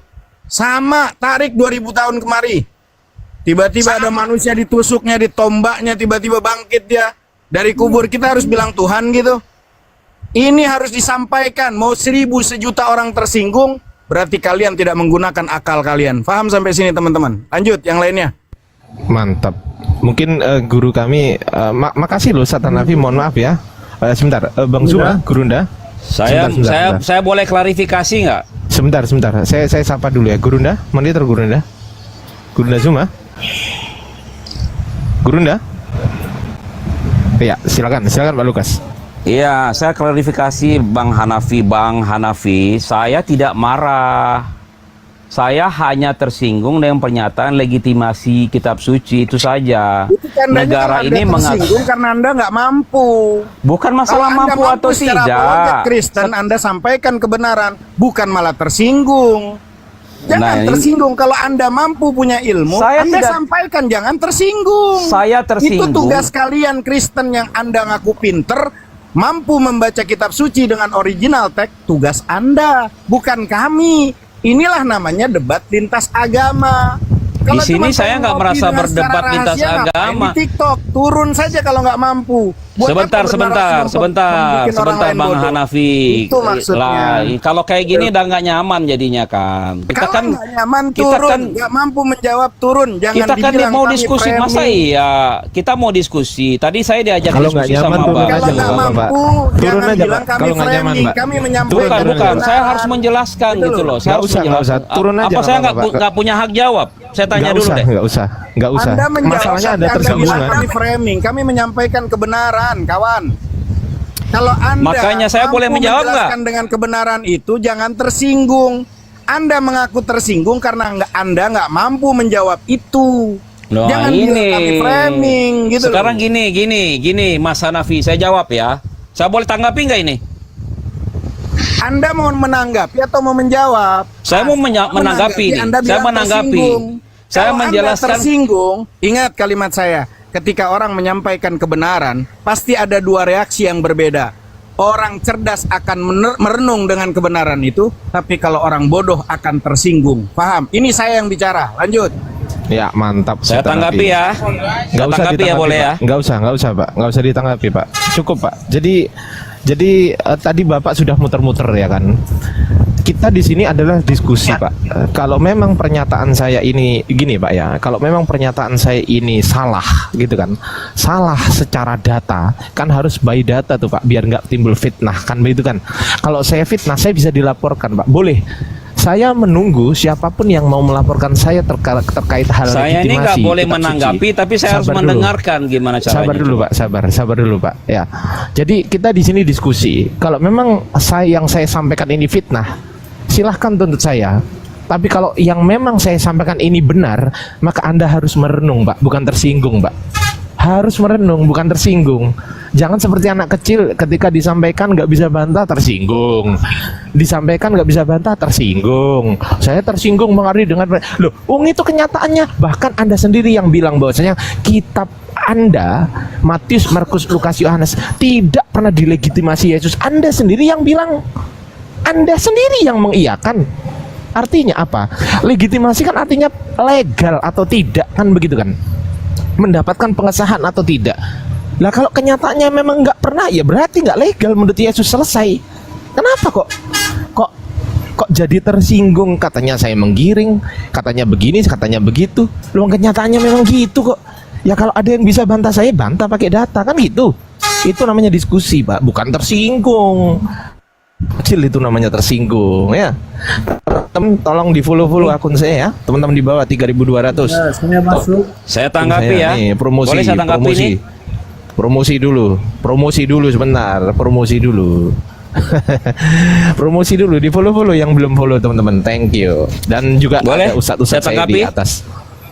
Silakan. Ya, jadi begini loh kawan-kawan semua.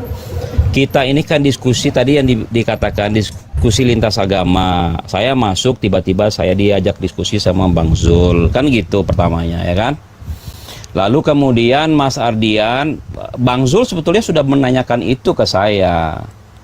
Tapi kan saya jawab dengan cara yang berbeda. Saya bilang iman kami hanya mengimani Tuhan yang sama dengan yang Tuhan Yahudi imani. Kan itu Saya saja. nggak bahas itu, Pak. Saya nggak bahas Iya, iman, Pak. sebentar. Saya nggak bahas iman.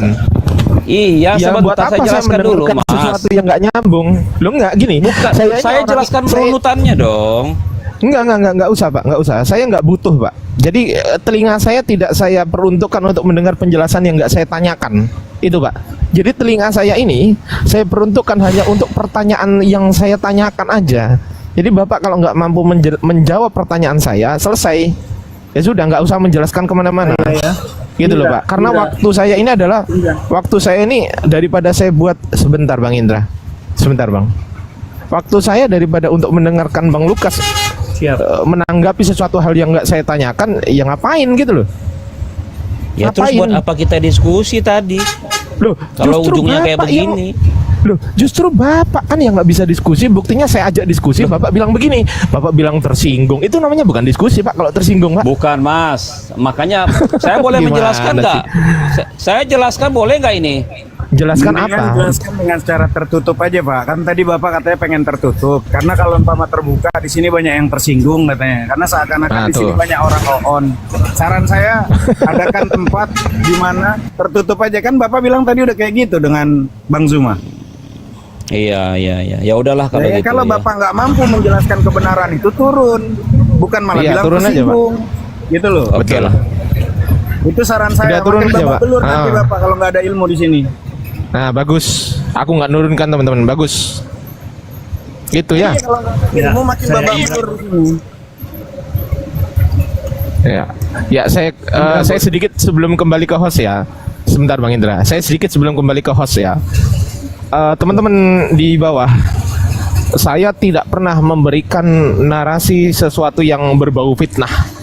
Itu yang pertama. Kedua, narasi saya bisa saya pertanggungjawabkan secara data, secara ilmiah, secara akademis, secara sistematis.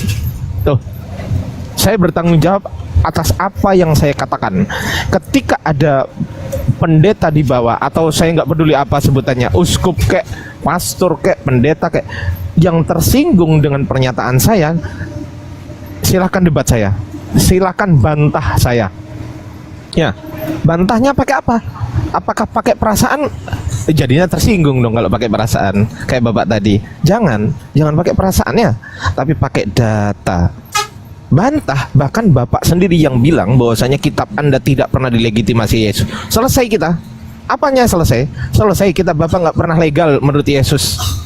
Kok Bapak bilang berbahaya narasi saya? Justru yang berbahaya itu orang yang mengimani sesuatu yang nggak legal. Ah, itu bahaya tuh. Bahaya tuh, begitu tuh. Saya kembalikan kepada Ustadz Muhammad Hanafi. Thank you yang udah memberikan gift. Thank you yang udah memberikan follow-follownya kepada kami semuanya. Saya kembalikan ke Ustadz Muhammad Hanafi atau kepada host. Ya, jadi kayak gitu ya teman-teman. Ini diskusi itu kita ingin mencerdaskan teman-teman di bawah yang dengar, yang nyimak. Jangan malah main ngeyel-ngeyelan gitu loh. Nah, jika kamu tidak mampu meyakinkan dan memukau seseorang dengan kepintaranmu, dengan kepandaianmu, maka bingungkanlah dia dengan kebodohanmu. Karena sesuatu hal yang berbeda dan asing kerap dianggap sebagai anomali. Padahal boleh jadi itu salah satu jalan menuju kebenarannya. Malah teriak-teriak di sini tersinggung. Kita udah sampaikan, ketika kita menyampaikan kebenaran, pasti ada dua reaksi yang berbeda. Orang cerdas itu akan berpikir dan merenung, tapi kalau orang on, dia akan tersinggung. Ya, jadi kalau on mendingan turun daripada harus teriak-teriak nggak ada ilmu. Lanjut. Indra boleh, Bang? Ya, silakan Bang Indra. Silakan. Bang Indra Muslim ya? Oh, Kristen. Oh, Kristen. Oh iya, silakan Bang Indra. Lanjut Bang Ardi. saja. Terima kasih Kang Saya Uci. lanjut ya. Silakan Bang Saya Indra. lanjutkan Bang, saja ya. Bang Indra mau menanggapi yang apa nih? Pernyataan saya. Saya lanjutkan tadi soal legal dan tidak legal, kitabnya legal atau apa saja itu kan. Kita lanjut saja Pak di situ ya. Silakan, Boleh? silakan, Mbak. Boleh Jadi dong, kalau silakan. pendapat saya, perjanjian baru, perjanjian lama, kitab orang Kristen perjanjian lama dan perjanjian baru itu legal. Legal dengan bukti bahwa itu adalah suatu perjanjian, ini menyangkut kehidupan ya, di mana ada hukum-hukumnya yang berlaku. Engkau berbuat baik, ada dia punya hadiah. Engkau berbuat jahat, ada dia punya hukuman. Jadi ini karena ini sebuah perjanjian antara manusia dengan Allah, maka dia ada meteralnya. Legalnya di mana? Nah, kalau di dalam saya punya kitab, kalau perjanjian lama itu dia dilegalkan dengan darah Yesus. Jadi ketika kitab itu Tunggu semua Pak, sudah tunggu saya dibuktikan, potong dulu Pak. Pak, Ya. tunggu. Legal itu apa sih Pak? Legal itu apa sih? Legal Definisi itu sah. legal itu apa? Sah. Sah. Oke. Nah, Yes. penulisan Matius, Markus, Lukas, Yohanes pernah nggak diberikan legitimasi? Pernah nggak Yesus memberikan legitimasi terhadap penulisan Matius, Markus, Lukas, Yohanes? Pernah nggak? Dia berkata begini, dia mengajar. Pernah nggak? Pernah Ya, nggak? sebentar, baru saya masuk ke situ. Dia mengajar Enggak, dan dia jawab berkata dulu. begini. Pernah nggak? Pernah. Pernah. Di mana ayatnya? Coba kita Lukas langsung main 22 ayat Pak. Ayat 20. Gimana Lukas gimana? 22 ayat 20. Lukas Kawan 20. ini adalah perjanjian baru oleh darahku Hah? yang ditumpahkan bagi kamu. Itu sudah tertulis. Saya nggak Jadi tanya perjanjian itu, Pak. Itu harus ditulis. Saya nggak tanya itu, saya Lah, tanya perjanjian. di mana. Saya nggak tanya itu. Pertanyaan saya di mana Yesus memberikan pengesahan bahwasanya wahai Matius tuliskanlah ini, wahai Markus tuliskanlah ini, wahai Lukas tuliskanlah ini, wahai Yohanes tuliskanlah ini. Setelah ditulis kemudian dicek oleh Yesus, diverifikasi oleh Yesus. Mana ayatnya yang Yesus memberikan legitimasi dan juga memberikan verifikasi tentang kitab itu mana? Di mana itu Pak? Tertulis Pak. Coba. Paham nggak pertanyaan saya Oke. Bapak ini? Paham Saya nggak? paham. Ketika Oke, mereka coba ulangi. sebagai murid. Coba ulangi dulu pertanyaan saya. Coba. Oke, di mana legitimasi? Saya berkata begini, ketika ajaran itu diturunkan kepada mereka, diajarkan ya, setelah mereka diajarkan, dia mengambil cawan. Dan dia bilang inilah perjanjian baru, di mana seluruh pengajaran dia itu berada di dalam perjanjian baru yang dia adakan Loh, dengan saya nggak manusia. tanya Dan itu dia Pak. menyerahkan dengan Yang darahnya. saya tanyakan di mana Yesus menyuruh menulis Lukas untuk menulis mana? Di mana ada perintah kepada Lukas, wahai Lukas tuliskanlah kitab ini di mana? Wahai Yohanes tuliskanlah Memang tidak perkataanku ini. secara implisit. Lah ya sudah Oke, berarti itu nggak kan ada. kalau kita Ya berkata begini, ngarang. Sebentar. Kalau kita cuma memakai letter leg, itu kita seperti anak kecil. Saya kasih tahu. Loh, Tetapi ketika kita loh, memaknai justru seluruh ya konteks, gimana sih kita Bapak lihat ini? apa perintah Tuhan di dalam. Jadi kalau kita cuma letter leg, kita lihat mengesahkan. Lalu lihat letter leg di sini juga ada.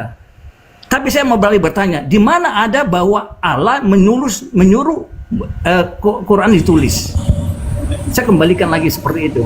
Nggak usah kemana-mana, jawab dulu, gampang Dia itu Tony. ditulis. Tapi Apakah jawab dulu disuruh pertanyaan saya menulis? Pak. Itu sabar Saya akan tanya Pak, juga sabar dulu ya. Sabar dulu ya, sabar ya. Itu wilayah kajian saya Pak. Saya nggak mungkin bertanya sesuatu yang nggak bisa saya jawab. Itu nggak mungkin itu. Jadi sabar dulu. Tolong kasih saya dulu di mana ayatnya Yesus memerintahkan Lukas untuk menulis 1. Yesus memerintahkan Yohanes untuk menulis 2. Yesus memerintahkan Matius untuk menulis 3. Yesus memerintahkan Markus menulis perkataan Yesus. Di mana tertulis? Saya tanya tertulis Pak. Saya nggak tanya. Oke. Saya berkata bahwa itu secara literal. Makanya saya balik bertanya kepada Anda Ini kembali. gimana ini? Kok nggak ngerti? Mana ada yang Astagfirullahaladzim. Allah kepada Musa untuk menulis Al-Quran. Di mana ayat mana? Jangan kemana-mana Pak, jangan kemana-mana. Jawab dulu pertanyaan saya. Nggak bisa, jawab dulu pertanyaan saya. Jangan kemana-mana. Nggak bisa, jawab dulu. Nggak bisa, jawab dulu pertanyaan. Di mana tertulis Yesus menyuruh Lukas menulis? Di mana tertulis Yesus menyuruh Yohanes menulis?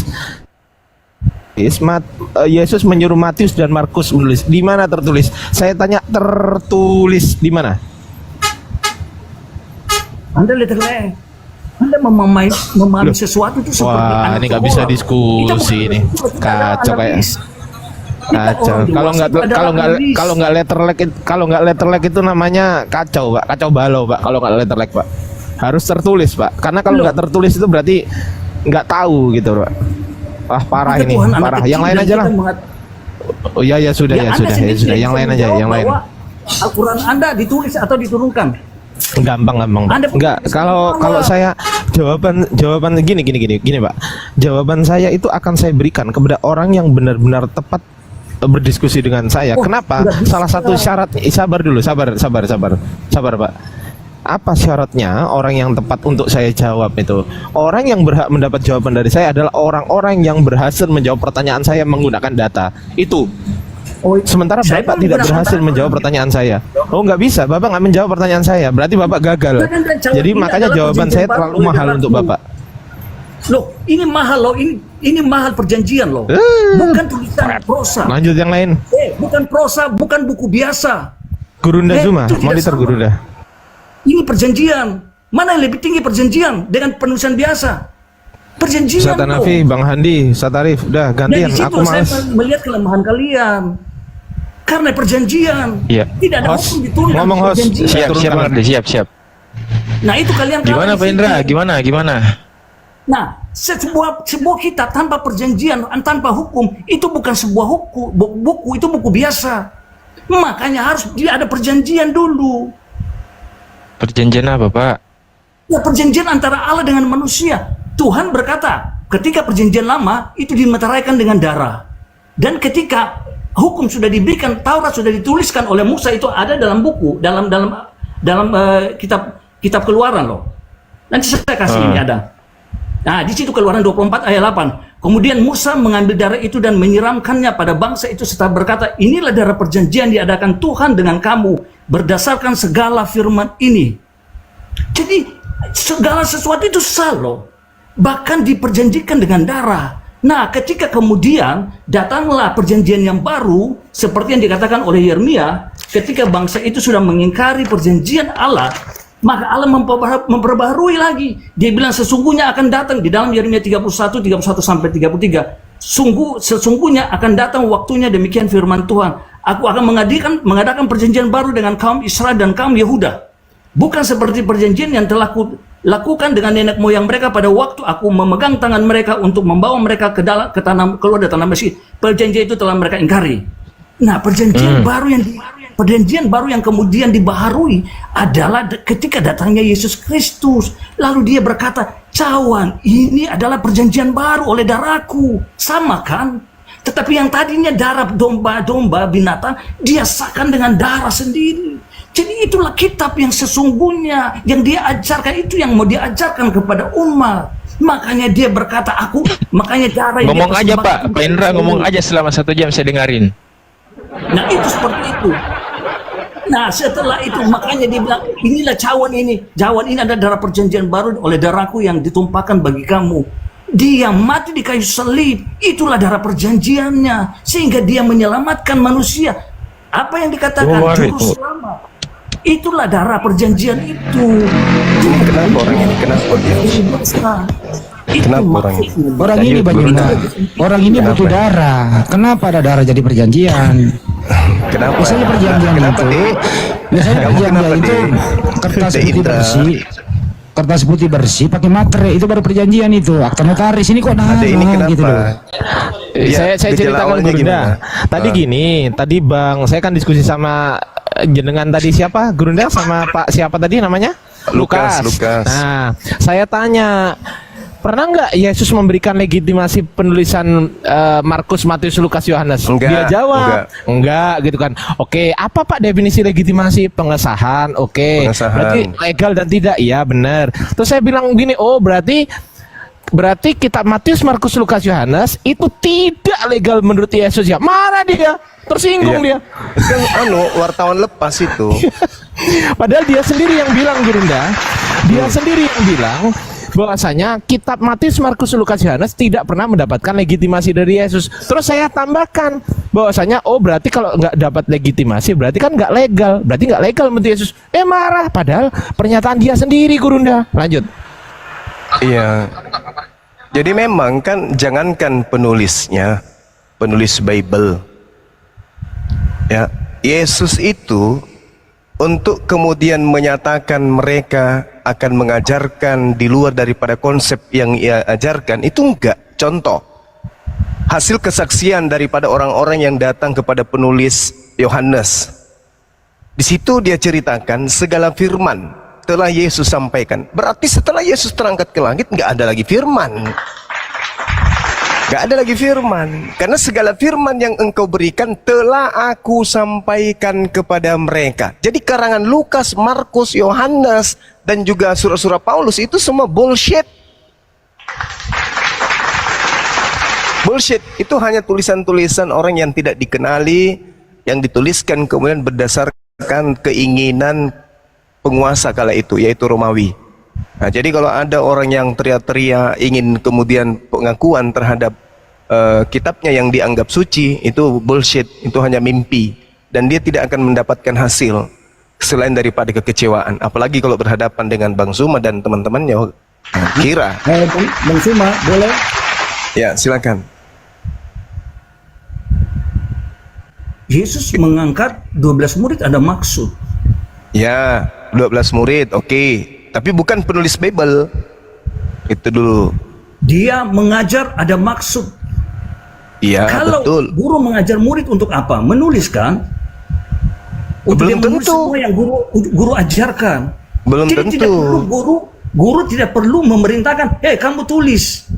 Tetapi ketika dia mengajar, mereka sudah tahu murid bahwa dia harus mencatat semua yang dikatakan oleh guru. Belum tentu. Tidak. Belum tentu. Kalau tidak berarti dia bukan murid. Oh enggak, belum tentu. Buktinya murid-murid saya banyak. Saya tidak pernah Nah, itu memerintahkan kemudian. Murid Salah. saya juga banyak, Gurunda Juma. Tapi mereka nggak nulis, mereka langsung nulis. praktekin poligami. Betul. Lanjut. Nah, Ya itu salah tuh. jadi itu cuman klaim Anda saja untuk memberikan sedikit angin segar buat agama Anda yang benar-benar mutlak. Yesus tidak mengenal agama Kristen itu selain dari pengajaran orang Farisi, yang kelak orang Farisi ini akan melahirkan kelompok-kelompok tertentu di mana Yesus memberikan legitimasi mereka adalah orang neraka yang tidak lepas daripada api neraka. Yesus jelaskan di dalam Matius 23 nomor 15 dan juga di dalam Matius 23 nomor 23-24 dan endingnya di data nomor 36-nya itu.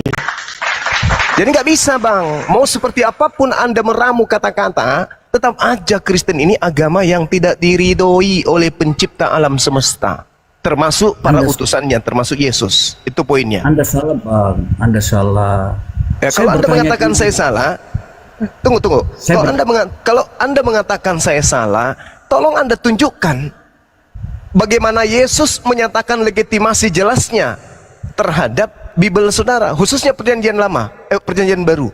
Ada tidak indikasi itu? Itu dulu. Oke, saya akan tunjukkan. Jadi Oke, begini silakan. kalau saya katakan, agama itu bukan buatan Yesus, buatan manusia. Agama semua adalah kebudayaan, bukan hasil ciptaan Tuhan. Mulai ngaco ini. Loh, Mulai sejak ngaco. kapan Tuhan menurunkan agama? Tuhan tidak pernah menurunkan agama. Yang di dalam Kisah Para Rasul 23 atau 21 itu yang dikatakan sekte Nasrani, itu orang Yahudi menyebut kepada orang-orang pengikut Yesus sebagai sebuah sekte, terus berkembang. Nah, ini aja Anda keliru.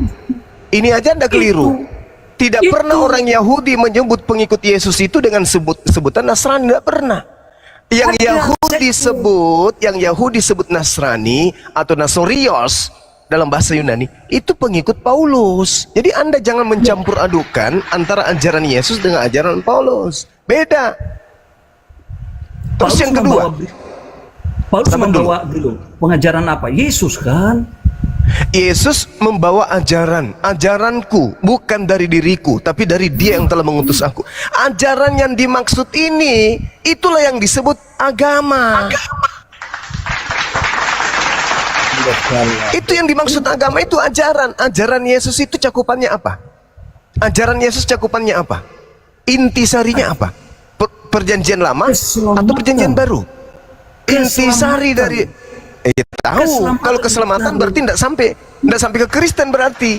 Kalau ke keselamatan berarti hanya sampai kepada Yudaism. Salah. Lalu ajaran Yesus tentang Kristen apa? Keselamatan. Keselamatan ngerti ya. Nabi Musa juga mengajarkan keselamatan. Yesus juga mengajarkan keselamatan. Oke, Bang Sumak, begini. Nah, kalau Kristen ini apa? Kenapa ada perjanjian baru? Perjanjian baru tidak ada tanpa perjanjian lama.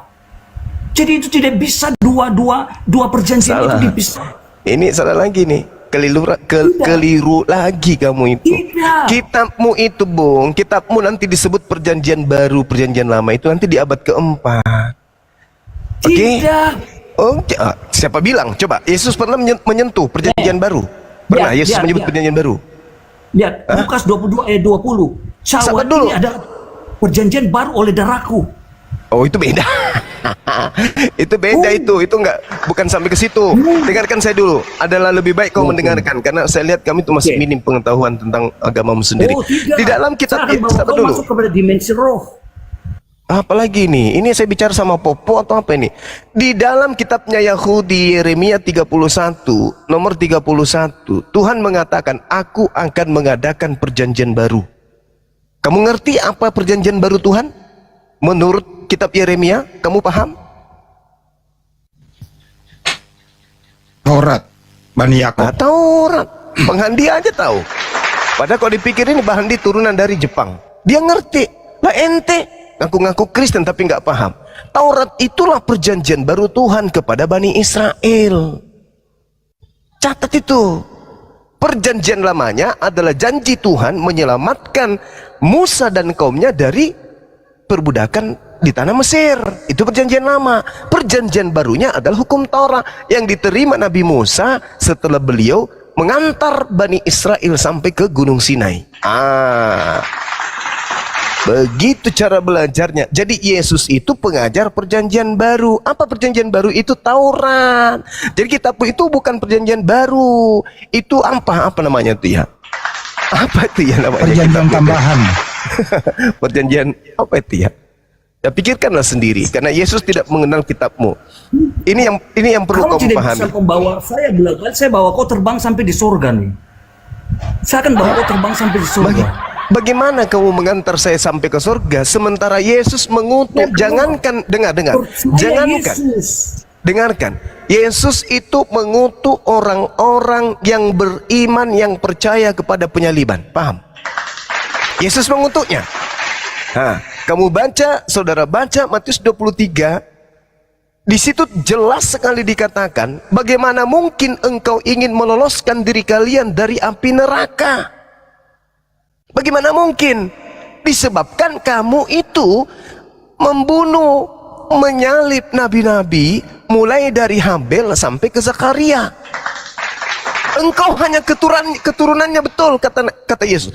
Memang engkau hanya keturunannya, tapi kau membenarkan apa yang dilakukan nenek moyangmu, yaitu membunuh nabi-nabi. Kau benarkan itu sebuah kebaikan sehingga kamu menjadikan kuburan-kuburan nabi-nabi itu menjadi megah. Karena itulah kamu adalah keturunan ular-ular. Engkau ada keturunan ular beludak. Bagaimana mungkin kalian bisa melepaskan diri kalian dari api neraka? Kalian itu adalah orang yang percaya kepada nenek moyangmu yang membunuh nabi, menyalibkan nabi.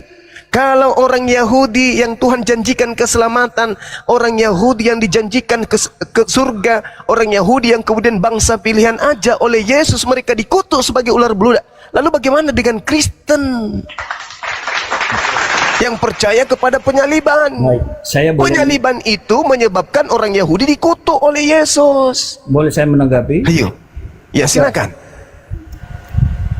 Apa yang dikatakan di dalam kitab Matius 23, Yesus sedang mengecam orang Farisi dan ahli-ahli Taurat. Betul. Karena apa? Mereka belajar Taurat tetapi mereka tidak melakukan seperti Taurat yang perintahkan. Mereka membunuh para nabi. Salah satu di antaranya adalah membunuh para nabi, betul? Betul, tetapi mereka Betul. tidak menjalankan sesuai dengan Iya. Salah satu daripada itu adalah melakukan penyaliban terhadap nabi, betul? Dengar dulu, dengar.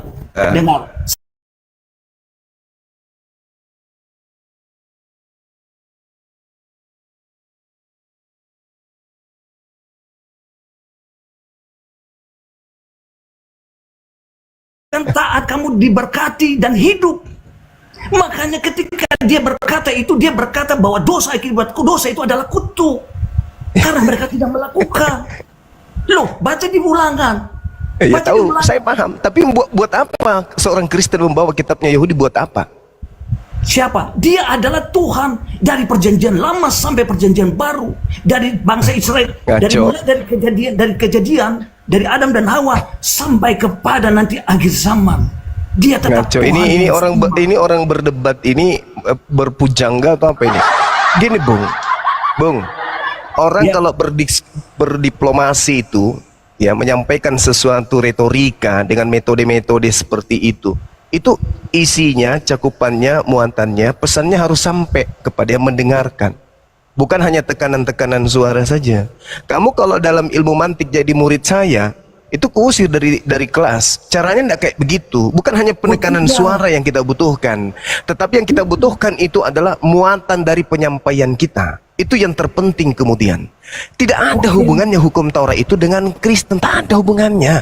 Yang ada sekarang yang Anda harus pikirkan di Matius 23, Yesus mengecam, Yesus mengutuk, bahkan Yesus mengatakan, bagaimana mungkin kalian itu bisa meloloskan diri kalian dari api neraka? Tak mungkin.